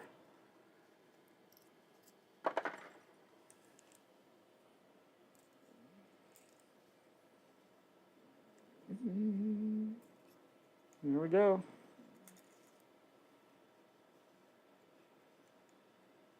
Definitely demonstrates how long it takes to assemble some of this stuff sometimes. So that's that for now. Then we're going to assemble this pretty much the way that they're saying right here. So these actually go on opposite sides, it looks like. So we're going to put this, I can't tell if that goes on the back side or if that goes on the front side. Let's see which way that's going to go. That's kind of hard to see the way that they have this on here. I don't know if that goes on the front or if that goes on the back. It's not a clear enough picture. So let's see if we do this side. So this is going to go like this. So this is going to be on in this direction. Let's see. You guys can't see that well. I think it goes like this. But I am not sure. If it's not going to fit that way, well, it looks like it fits.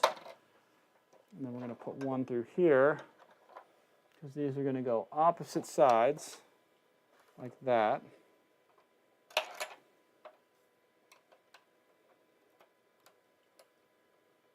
Yeah, that's how that looks like that goes. And then this is going to go kind of like that.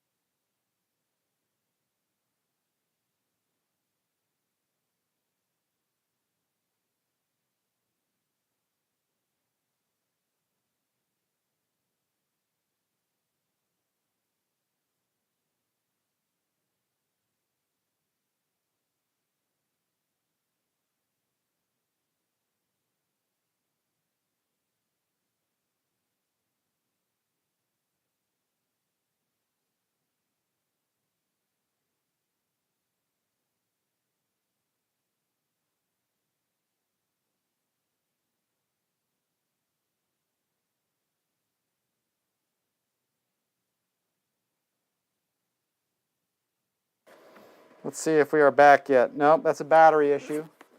I think you guys got it now, but hang on a second. I'm going to switch modules here real quick. Let's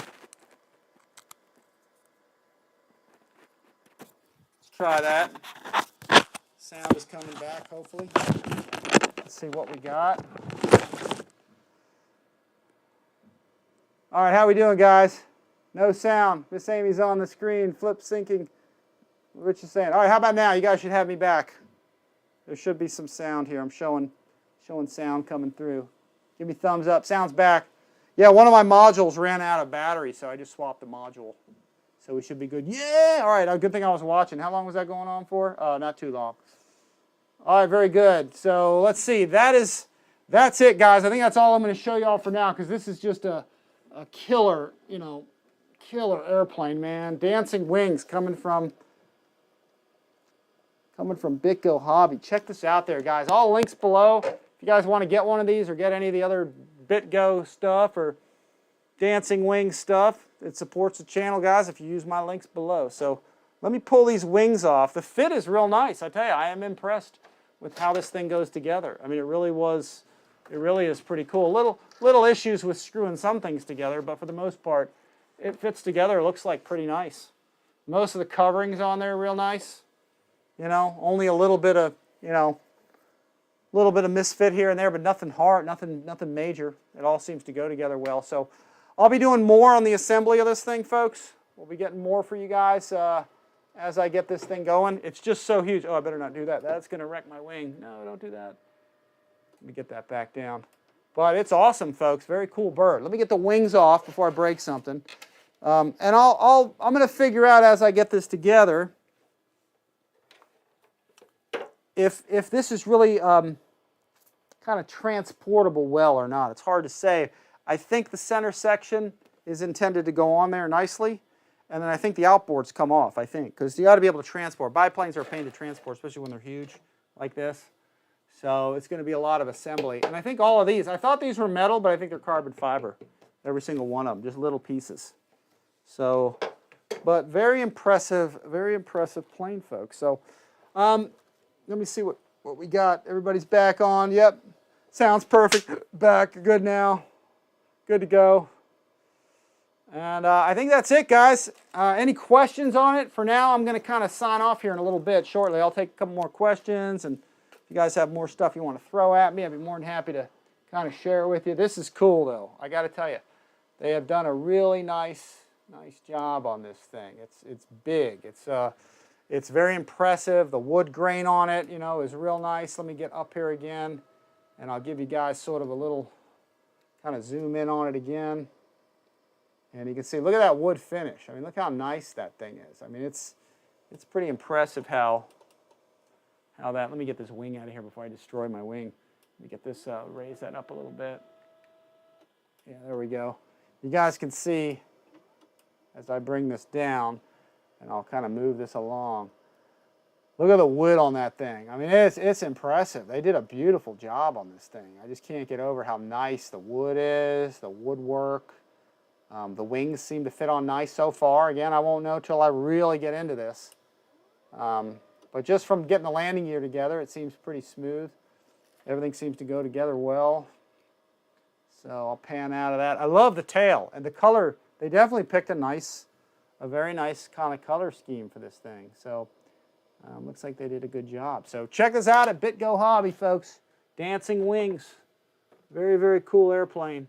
Look at the tail. Look how big that thing is. Again, it looks like a whale tail on there. It's deceptive how huge that thing is. So mostly screws, a little bit of gluing. Got a CA hinge, your rudder, your ailerons, your tail. Got to remove a little bit of material to epoxy and CA and stuff. Your tail fin. There's your tail skid mounting fairing. A little bit of screwing to do.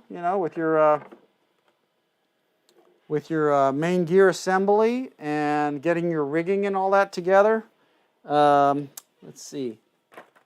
Here's our gun detail. I'm going to stick a couple of those in there. That's going to fit in there somehow. Not sure exactly how. Those will fit in there. Machine guns go in there. There's our, again, our engine. It's going to go in there. It's just fun fitting this stuff sometimes. Make sure everything kind of goes in. Looks like that fits in there well. Yep. Machine guns are right there, right above right next to the engine. So that's kind of cool. Very neat how that goes in. Again, spinner. We're gonna have to balance this and make sure it, you know, kind of fits on there properly. But man, this is definitely cool the way that goes on there. I like the bullet shape of it. So, but anyway, that is it, guys. Let's see what else. Any questions? Let's see. Nice looking plane, Rich. That's from Ian. Yeah, it's big. When you get this together, it's big. The wings are huge, so lots of assembly to do with this. But it shouldn't be too hard. It shouldn't be too bad. Again, you got to mount some servos. You got to mount a motor or an engine.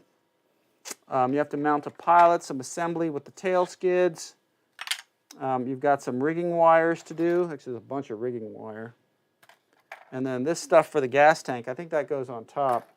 This shows some detail on that where, and I think the reason they put it the way they did it or made it the way they did it. Yeah, see, this is supposed to be like a, if I'm not mistaken, these parts here are sort of like a fuel tank, I think, or something. I'm not totally sure, but it goes on the top of this thing. I don't totally get it, but it looks like that's like a fuel tank right there. Yeah, sorry about that.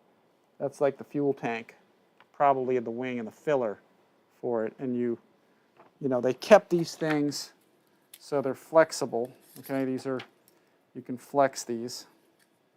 They bend, and then somehow this goes together. I'm not totally sure, but it fits like sort of on the top of the wing of the curvature of it, I think, or something. So, but I'll mess with that as I get it on there. This is more of a cosmetic scale detail, but they made this all out of wood. I mean, it really is pretty impressive. So, yeah, very cool, man. Dying to get this out there. And oh, here's another picture of it. Actually, now that I'm looking at this, they do show right here that there's sort of a top part and a bottom, and they just glue on. So this is going to be the bottom part right here that looks like that's going to just sort of glue. That's going to glue onto the underside, and then you have the two parts. Yeah, you have the two parts here that are going to go onto like the top side there. So these will be the top side pieces that fit onto there, right up top, and then this will be the bottom side piece that fits on. So probably the upper and lower, you know, of the fuel tank, the internal wing tank, I guess you could call it, basically. So yeah, pretty cool. So. All right, guys, I think we're going to call it quits. Let's see. Should be a great flying from Gracia with those big wheels. Let's change our view here. Yeah, I'm looking forward to it. Let's see. What do we got for viewers here? All right, looks like we got about 25, 26 guys here, so that's good. Not bad, again, for a Saturday. But very involved build, but not hard. Just a lot of screws, a lot of nuts, bolts, and screws and stuff. Just messing with these machine guns here and how those are going to go on there. I think that goes like that. Yeah, that might just, I think you just glue that. That literally probably just put some glue there and stick that in place, and that's it. So, yeah, but cool airplane, guys. Once again, guys, like and subscribe to the channel if you guys haven't already. We got more stuff like this coming. Lots of videos, P-51 Mustang and all that stuff's going to be coming here pretty soon. Let's get that down on the way. Let's get that wing lowered. There we go. It's all in place. So, all right, looking back at the chat log. Big plane, big size. Which Mr. RC is great night. All right. John Leon Darkchild. Thanks for showing us the nice things. Bye. MFG from Vienna. All right, we'll see you, man. Got a viewer from Vienna. So, all right, folks, that's it. I think we're going to sign off. I want to thank everybody for watching and coming and checking out. Appreciate it. Again, like, subscribe to the channel. Hit the notification bell. We got more stuff coming. We'll be flying some P-51 soon. We'll see you all at Joe Knoll. And anyway, check this out. Dancing Wings, Bitgo Hobby. I'll give you kind of a quick perusal of that again. I'll throw that up there real quick. Let's get the website going. There it is. And that is at Bitgo Hobby, so check that out. Yeah, this is involved, man. This is going to be one interesting plane. So, I'm showing a red dot on this, like something's going down with it. I don't know what that means. So, all right. Let's see. Any questions from anybody? Let me see how this is gonna. Yeah, that's okay. I see what happens when I'm doing that. It kind of makes that whole thing big. So, all right. I'll get back to the chat. All right. Let's see what else we got. All right. John Leon Darkchild. See ya. Okay, guys. We're gonna sign off. It looks like everybody's kind of bailed. That's good. It's time to go. So thank you guys for coming. Appreciate it. Check it out at Bitgo Hobby. Very nice model. I'm excited to get it together. It's going to be a little work, but it's going to be cool. So, all right, guys. Awesome. RC Glory says Miss Amy truck driving. Yeah, we'll do that one too. We got a Miss Amy truck driving one coming. So she's going to be driving some stuff. So, all right, guys. Thanks for watching. Stay tuned. More coming. As always, guys, see y'all next time.